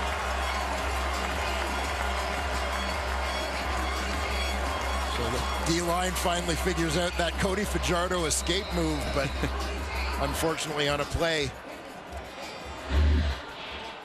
as we're looking at the number 3 receiver towards the top of your screen, inside slot just above the hash mark.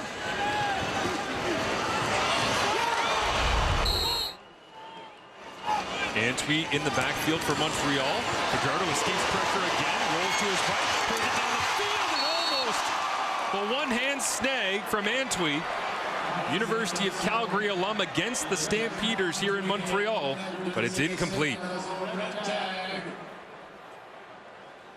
And Cody Fajardo got out on the perimeter, and it was one of those where you're wondering, should he keep it and run or look to throw? He saw Antwi in behind a defender on the sidelines.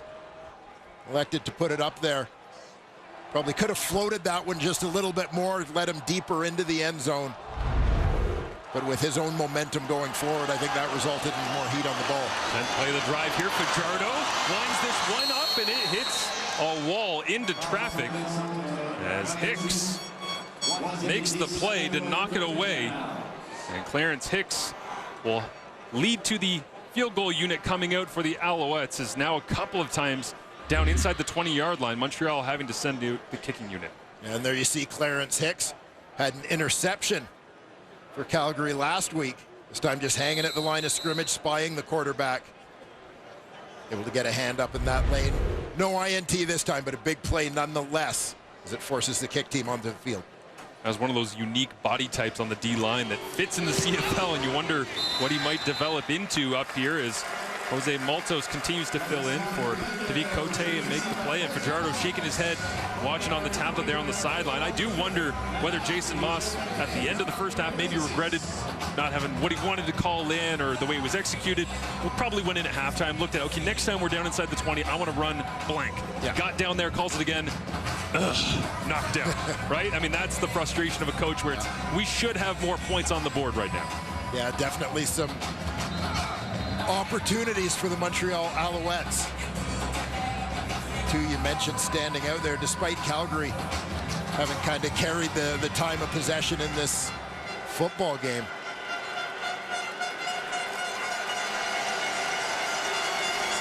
DJ Emmons in the backfield.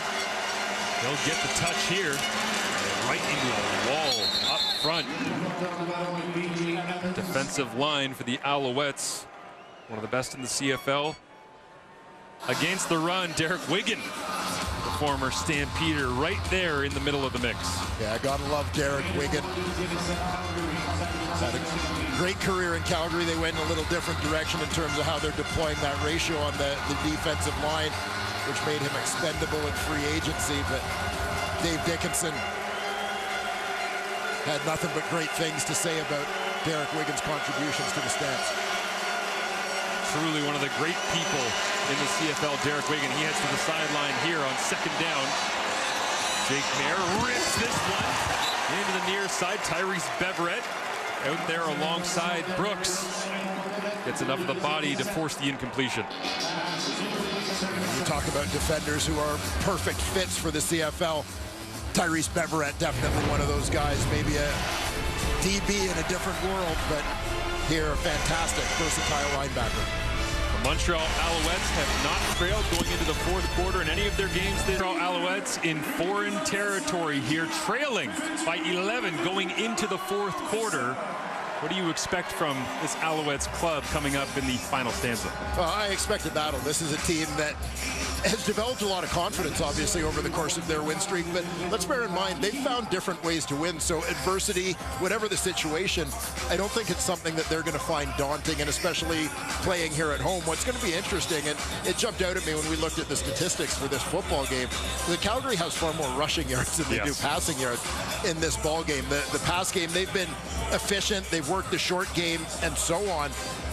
But if Montreal is able to shut them down a little bit on the run, obviously, you know, that's going to be a big part of trying to close out the game for Calgary. But they haven't necessarily done a lot that has hurt Montreal in the passing game. They've just kept the ball away from them. Cody Grace boots this one away. James Letcher Jr. hauls it in, crosses the 30, and a shoestring tackle. That time by the weighted arms of special teamer extraordinaire Kalen St. Cyr. Unique opportunity for him back in Montreal. Yeah, former Montreal Carabin. And this is a young man who is the son of former Montreal Alouettes star corner Irv Smith.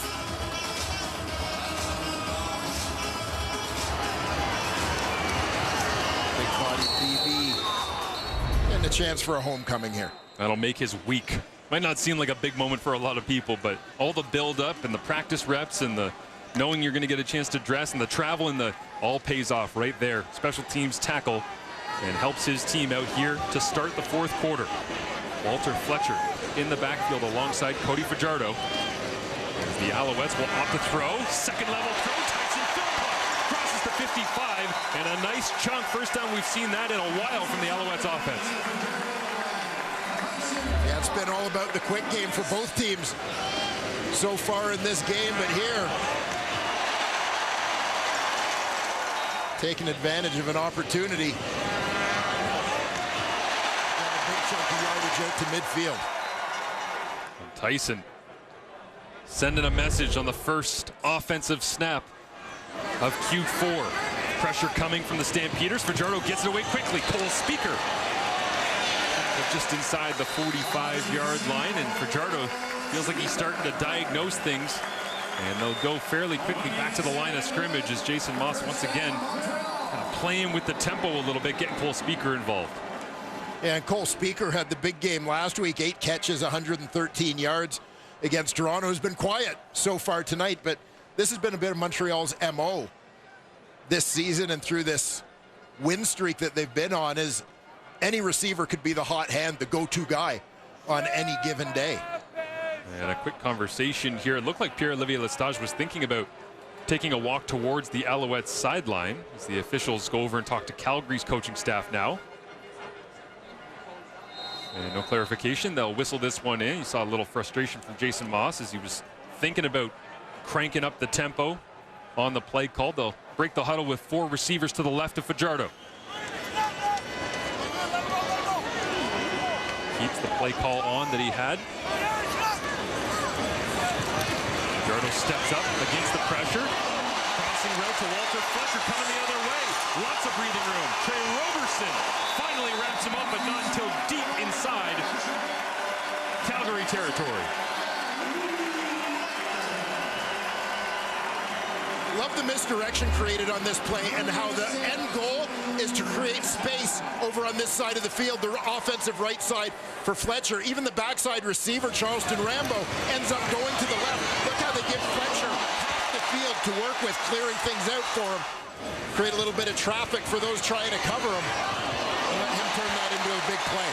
So frustrating for the defense. Got receiver 1, 2, 3, 4, and 5 all covered, and 24-yard gain to the back goal in the opposite direction. Here's Fajardo. Loads it up, steps forward, a little bit of breathing room. Now he'll slide down as up onto his feet. Cleanly that time. Mike Rose, Michael Awe, all close, and Clint Hicks wagging the Mutombo finger as well. Well, one of the things that really stood out to me early in Cody Fajardo's career during his time as a Toronto Argonaut as a backup, when he got in late in games, was that this was a guy who could make some things happen. As you see Tyson Philpott calling for the ball, but Cody Fajardo was a guy who could make some things happen with his feet. And I think that was a huge part of his success in Saskatchewan going back to 2019. And I think he's really back to doing that again this season. Great to see him healthy, throwing over the top to Cole Speaker. Big collision. Held onto it. Touchdown, Alouettes. Cole Speaker knew he was going to take the shot. Backside defender came to get him. And Fajardo and Speaker are flexing in the end zone with a huge momentum swing here early in the fourth. Yeah, I absolutely love this play from Cole Speaker for exactly the reason you said, Marshall. He knows the hit is coming, but his focus is solely on the football. Secures that, braces himself for the massive shot, and holds onto the rock for the touchdown. Makes a play for his team. Much more than just checkdowns and crossing routes in his 100-yard effort last week against the Toronto Argonauts. Work in the middle of the field, and a couple of times a game, gonna take shots like that. Speaker was ready for the moment, and now the Alouettes will try to go for two.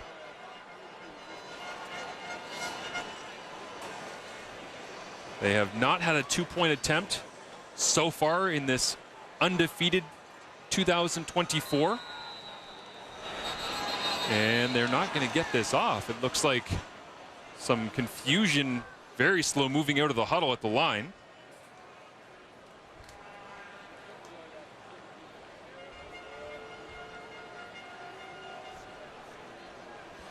Well, the officials talking it over with Cody Fajardo down there.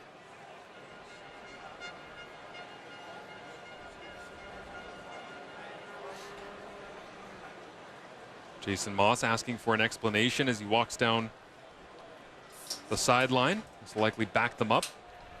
Time count, Montreal. 5-yard penalty, convert repeated. And Moss doesn't like it. I'm not sure whether it was an issue blowing the play in or where they had spot the ball, which hash it was. Obviously, they get to ask the team of possession on two-point conversions where they'd like to put it. And now Moss is going to angry play call. Send in the one that he wants from this distance from the goal line. Yeah, penalty call. They're committed to doing the two-point convert, and regardless, given the situation score-wise, they're going to do it no matter where the ball is placed.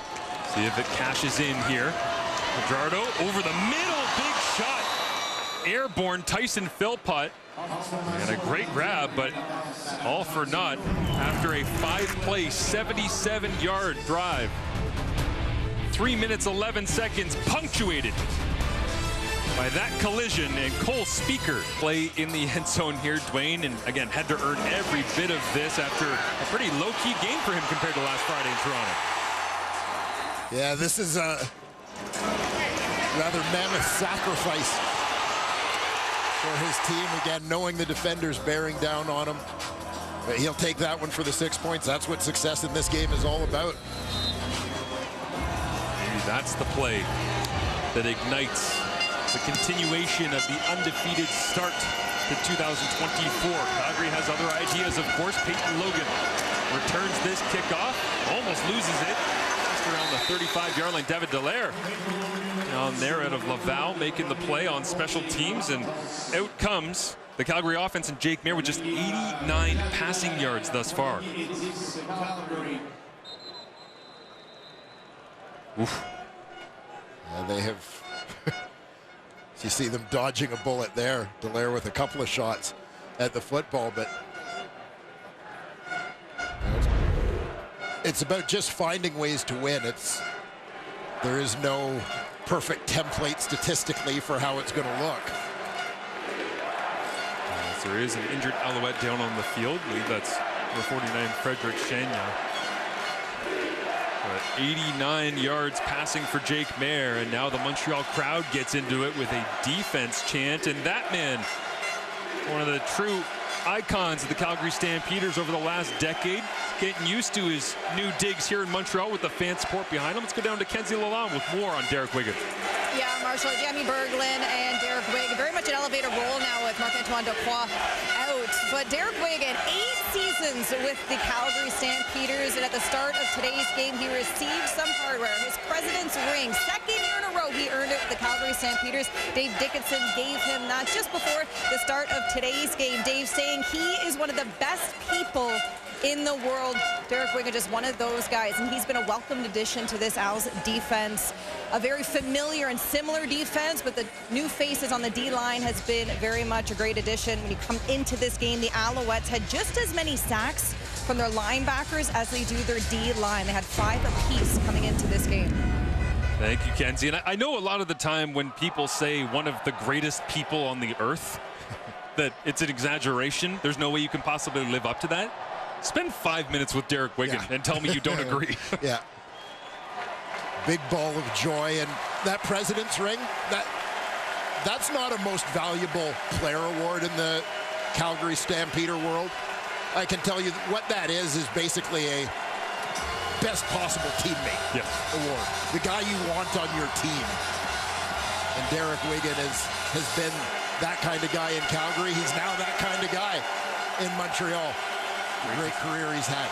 Good to see Frederick Chagnon jog off on his own power as the crowd into it here for the Montreal defense, and Jake Maier ripped into that one, but just came up a club or two shy.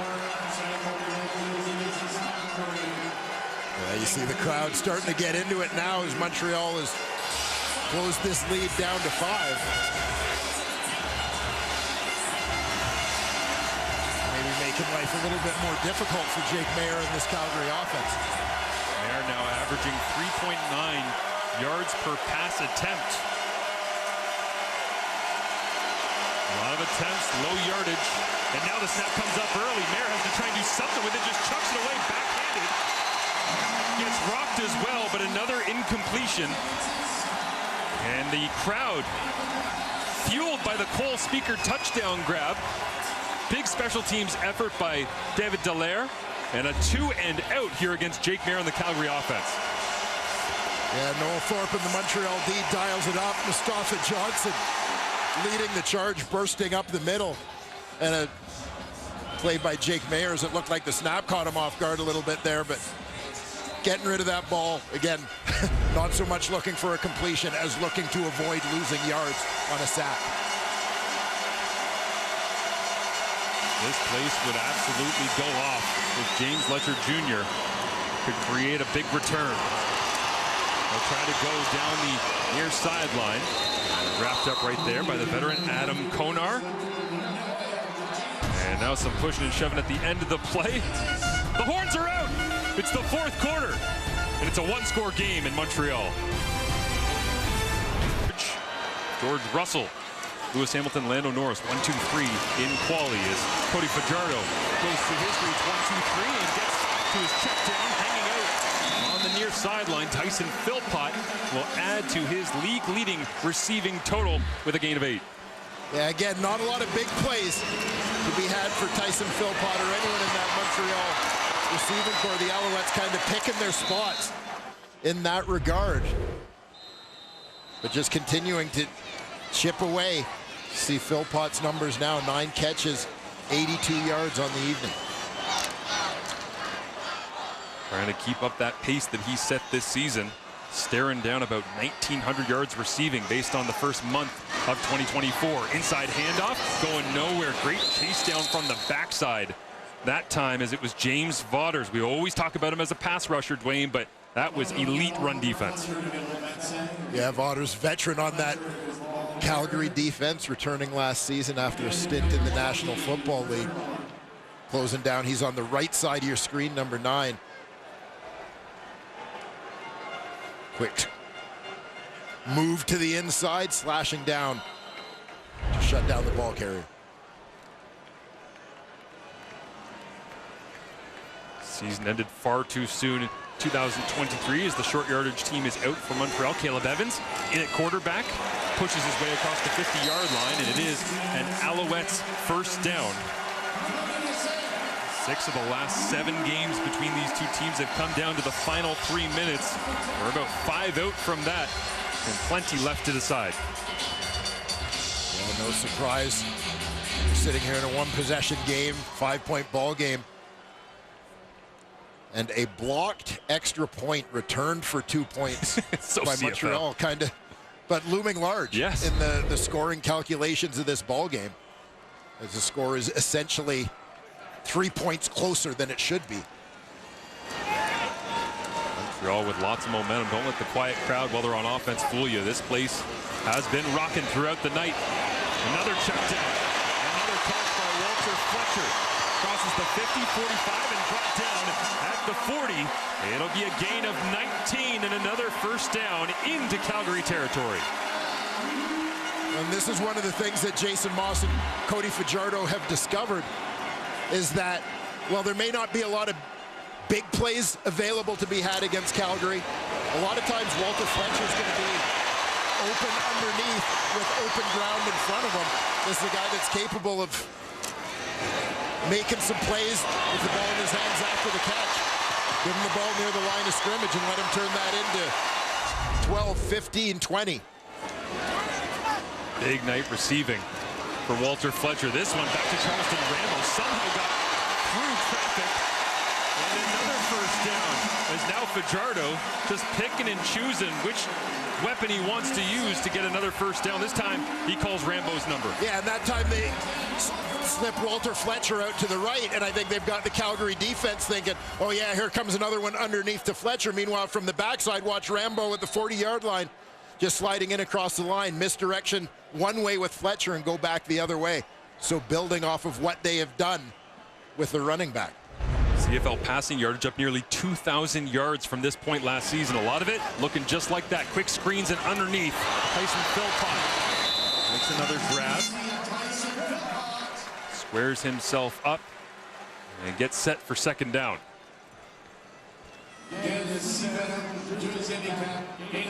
Philpott. Again, his 10th catch on the evening. But you mentioned that quick game and, you know, a little more experience. I know the league has talked this week about those numbers being up, more experience on the offensive line in terms of protection, sacks thus being down. Also more experience at the quarterback position this year. Fajardo looks outside to Reggie White Jr. Incomplete. Coverage supplied by Kobe Williams that time as Fajardo, his 40th career win as a starter last week. Would dearly love to have 41 here, but they'll have to settle for the field goal unit to hit the field right now. Again, Jose Maltos in the lineup this week as the regular kicker. David Cote was a late scratch. Wonder pressure mounting here as we get deeper into the fourth. Maltos without a ton of experience. This the deepest attempt. It'll come from 30 yards away. Zima puts it down. And Maltos makes good. 26-24 is your score. But right on par with league-wide scoring, around 52 points. Welcome back to Montreal as you see the quarter splits here. Firing the crowd back up to try and get a stop, and hold that 0 on the board for the Calgary Stampeders offense in this fourth and final quarter on Superhero Night. Could it be one of the Alouettes defensive superheroes, Darnell Sankey, Tyrese Beverette, who's going to make the play to make the difference? Closest they've been all game. As a handoff goes to B.J. Emmons. It's a brick wall of Alouettes tacklers, including Titus Wall, the former Calgary Stampeder. And the yardage on the ground has been a big part of the story for Calgary in this ball game. They got to find a way to get it done with their run game here. Keep that clock running. We're down under 5 minutes to go. Nursing that lead. Second half time of possession, Montreal 16 minutes. Calgary just 8 before they began this drive. A lot of 2-and-outs here for the Stamps. As Jake Mayer with pressure on, takes the hit, makes the throw. Markin Michel will get wrapped up just beyond his 50, and they'll signal first down. What a tough stand in and throw from Jake Mayer. Yeah, tough plays on both ends. Offensively here, Mayer staying in to take the hit. And on the other end, Markin Michel as he's right around that first down yardage. Bouncing off Bryce Cosby to fight and make sure he picks up 10. That man right there, one of the people I would least want to see running free on second and long when you got to make a throw. Mayer gets the job done. He'll flip it underneath this time. Get to the speedster, Brooks. Trying to cross the 55, he does. Turns back inside, a flag comes down. And Markin Michel is shaking his head. Are they going to get Michel on a hold?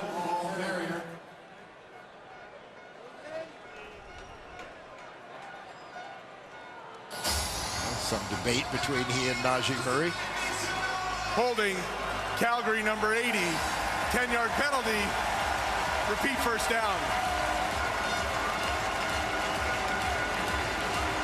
A tough hole. Stampeders dig themselves into with that penalty. You'll see Markin Michel right on the left side of your screen, and the lead blocking for Eric Brooks. You can see Najee Murray outside of sort of the frame, so to speak, of Michel's body at the tail end.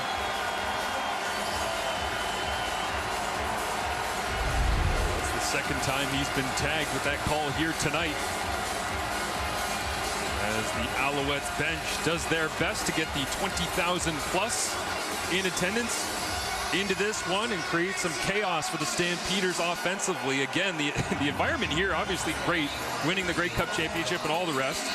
But the idea that 4 of their next 5 games are at home right here at Percival Molson, and they're already 4-0. They could go on a real run with this advantage that they have. It takes a lot to come into Montreal these days and get a victory. Calgary's finding that out right now after holding a lead all game. Yeah, and Calgary doing virtually everything right to this point. Playing a tough opponent on the road.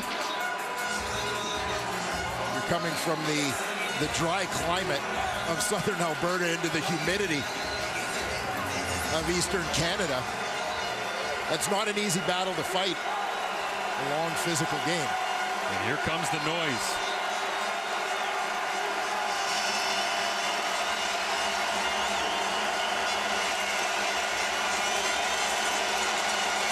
First and 20.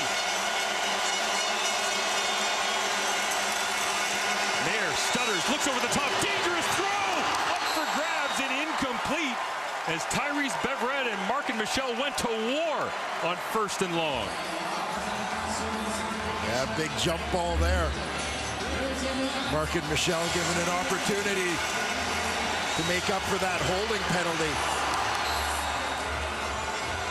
Tyrese Beverette, we talked about it earlier. A will linebacker in name only. This guy does a little bit of everything.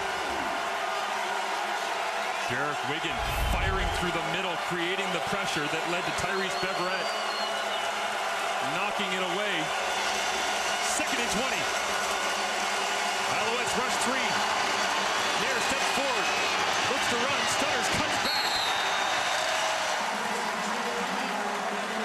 Sankey, Adeyemi Berglund, Beverette, Dylan Wynn, they're all there.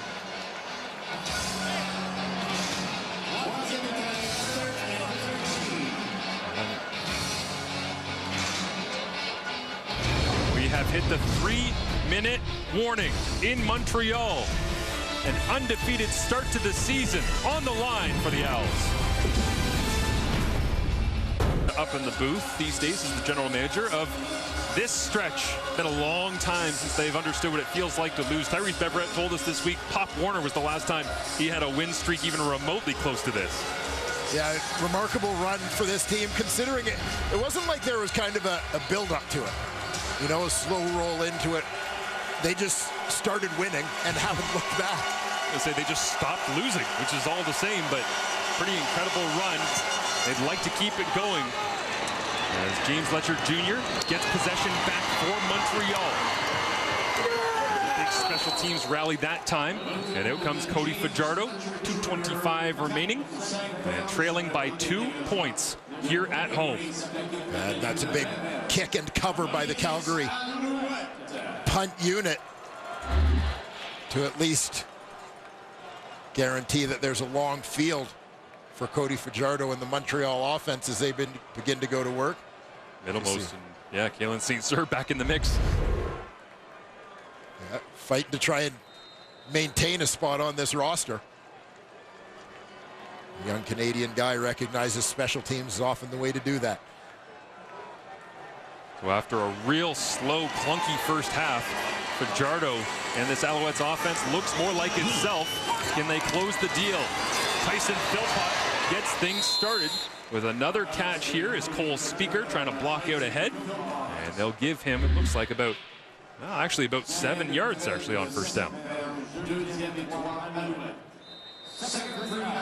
No question when you're Montreal and you have a player like Tyson Philpott, player like Walter Fletcher, Keon Julian Grant, guys who can make people miss after the catch.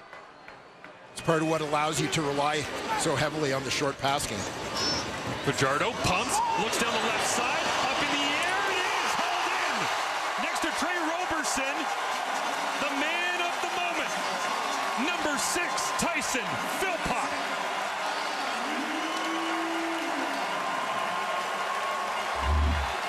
And so much for relying on the short pass game. Picking their spots, setting it up, right? A lot of short underneath stuff, and you saw how Roberson was coming downhill to play the underneath route. Beautifully set up over the course of this football game, not just by Philpott, but by Jason Moss, by Cody Fajardo, by the way they have called this game. That's gotta love that play. Corey Philpott watching from the stands. First down, Alouettes, they'll screen it. Backside, Walter Fletcher. Great rally that time from Cam Judge to bring down Fletcher. Tyson Philpott, his first ever matchup against his brother, both drafted a few years ago. A huge night, a career night, the most catches he's had in a single CFL game while brother watches on in red and white on the other sideline. Yeah, pair of first rounders in 2022. Tyson playing here at home. Himself a big night, double figures in catches, over 100 yards again. There you see it. Just a monster evening here. Seemingly against his plan is now it's Cole Speaker going to work. First down, Alouettes, 91 seconds remaining. Yeah, and this is just where you feel the confidence that Montreal has built up week by week, game by game over the course of this 12-game winning streak. Is they've trailed this entire game. But here they get the football with 3 minutes to go and looking like they have Calgary exactly where they wanted them all night. Cody Fajardo, 13 of his last 14. You think back, Dwayne, to end of the first half, another score zone opportunity early. They just haven't been able to close the deal. They've kicked more field goals than they would like. But Jose Maltos, to his credit, has made those field goals count. They are right around the range, you would think, for Maltos, but they want to be able to get something much larger. This will help. Walter Fletcher outside, racing down the sideline. Touchdown, Alouettes! 31 yards. And in a season where they had only trailed for 5 minutes out of 240 coming in, they've retaken the lead.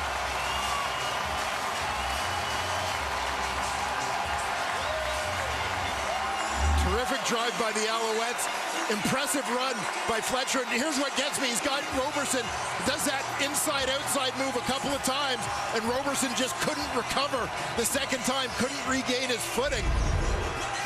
As Fletcher just accelerated so quickly to get the corner when it looked like Roberson had him hemmed in. Beautiful run. A great punt and cover by the Stampeders. It led to a 90-yard, 5-play drive. They'll go once again, 4-2, 0 for 1 on the night. Fajardo, quick set, throws it. Oh, it's intercepted. It's Trey Roberson, and Fajardo tries to make the tackle, cuts back. Can anybody track down Trey Roberson? He turns around, sees traffic coming, and is brought down.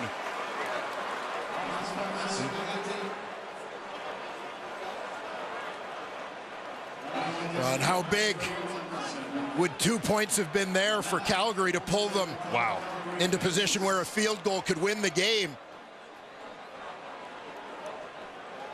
We got people in both colors of uniforms laying all over the field as we get another look at the Fletcher touchdown. Yeah, you see that second upfield fake on Trey Roberson, where Roberson kind of broke down and getting ready to try and make the tackle, and then just couldn't get out of it to accelerate again. As Fletcher rolls around the corner and into the end zone.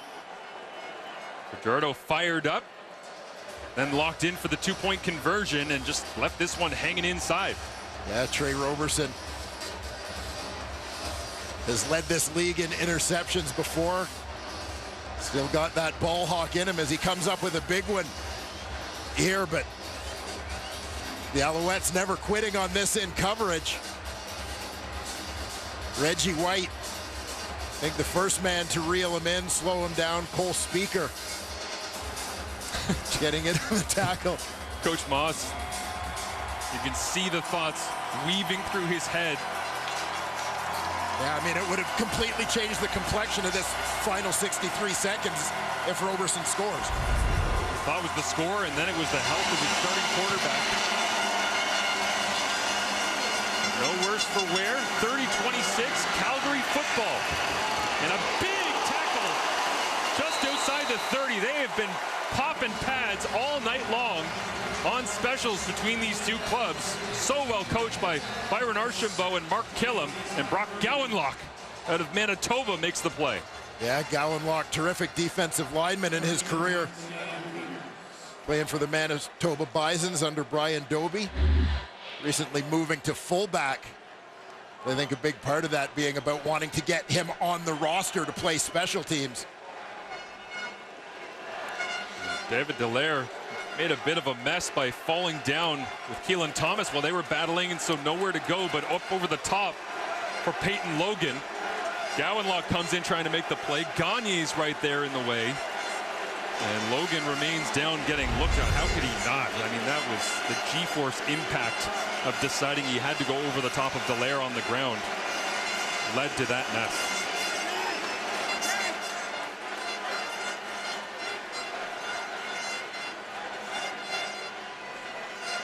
Peyton Logan along with BJ Emmons have carried the load in the ground game for Calgary here tonight. Jake Mayer preparing to go to work, looking for game-winning drive number 8 of his career. Cody Fajardo just had his 12th career game-winning drive, as well as quality crowd here in Montreal. Gives a round of applause for Peyton Logan, who is on his feet, as you see, and making his way off of the field. A huge test here for Calgary's offensive line. They got to keep the flies off Jake Mayer and give him a chance. That was their success earlier on. Second half, Montreal's D has been able to get to him a little bit.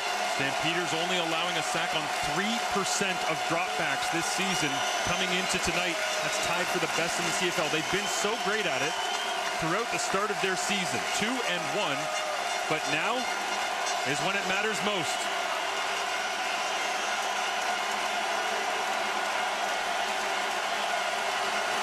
Three-man rush. Mayer checks it down.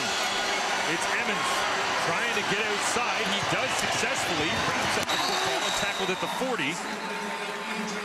As Emmons Looks like he's got a hamstring that grabbed on him. And this is huge. Peyton Logan's the other running back on the roster. Can't come back in the game for 2 more plays. Diedrich Mills is already out. And this has the feeling that for the next couple of snaps, it might be the 6 wide receiver package. Yeah, frequently your other option, bringing your fullback Lucas Robertson in and largely keep him in as a pass protector. Feel for Evans making his way to the sideline there as all of a sudden the running back room decimated for the Stamps. They do go with Robertson, the fullback, alongside Jake Mayer. He talks him through pass protection. Mayer doesn't try to check it down, throws across his body up in the air. Intercepted! It's Ruffin! Crosses the 55, and the Montreal Alouettes, undefeated start to 2024, rolls on.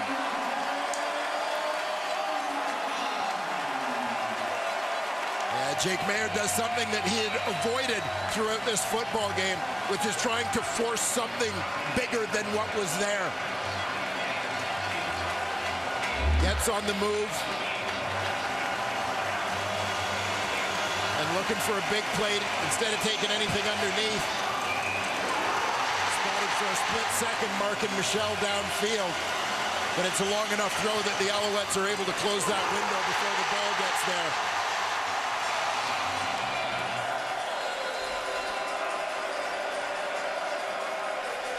And big play for Deontay Ruffin, who's quietly been so good at that boundary halfback spot all season. Soak it in, Montreal. 5-0. And everyone in attendance will be back as the Alouettes, 4 of their next 5, right here in Montreal.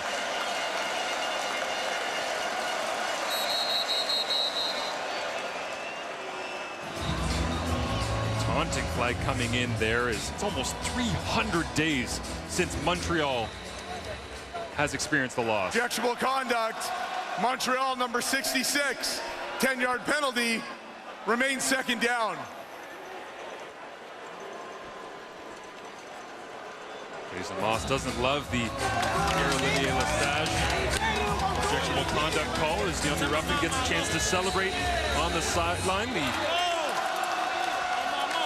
punctuation in a comeback, yet another comeback in the Canadian Football League this season. Through 16 games coming in, 13 teams had trailed and come back to win.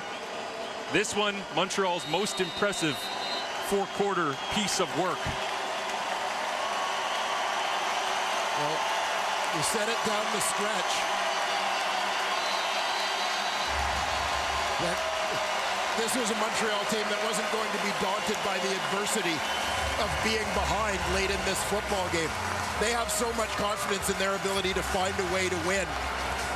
Tonight they went out and demonstrated that, trailing right from the get-go in this ball game before finally coming back, making plays to take the lead and hold on with just over a minute to go. Massive performance. The tough challenge presented by the Calgary Stampeders here tonight. A late fill-in duty right before kickoff of Jose Maltos, kicks a couple through. Tyson Philpott plays the star. The defense closes it out. The crowd plays a role in it. This was, talk about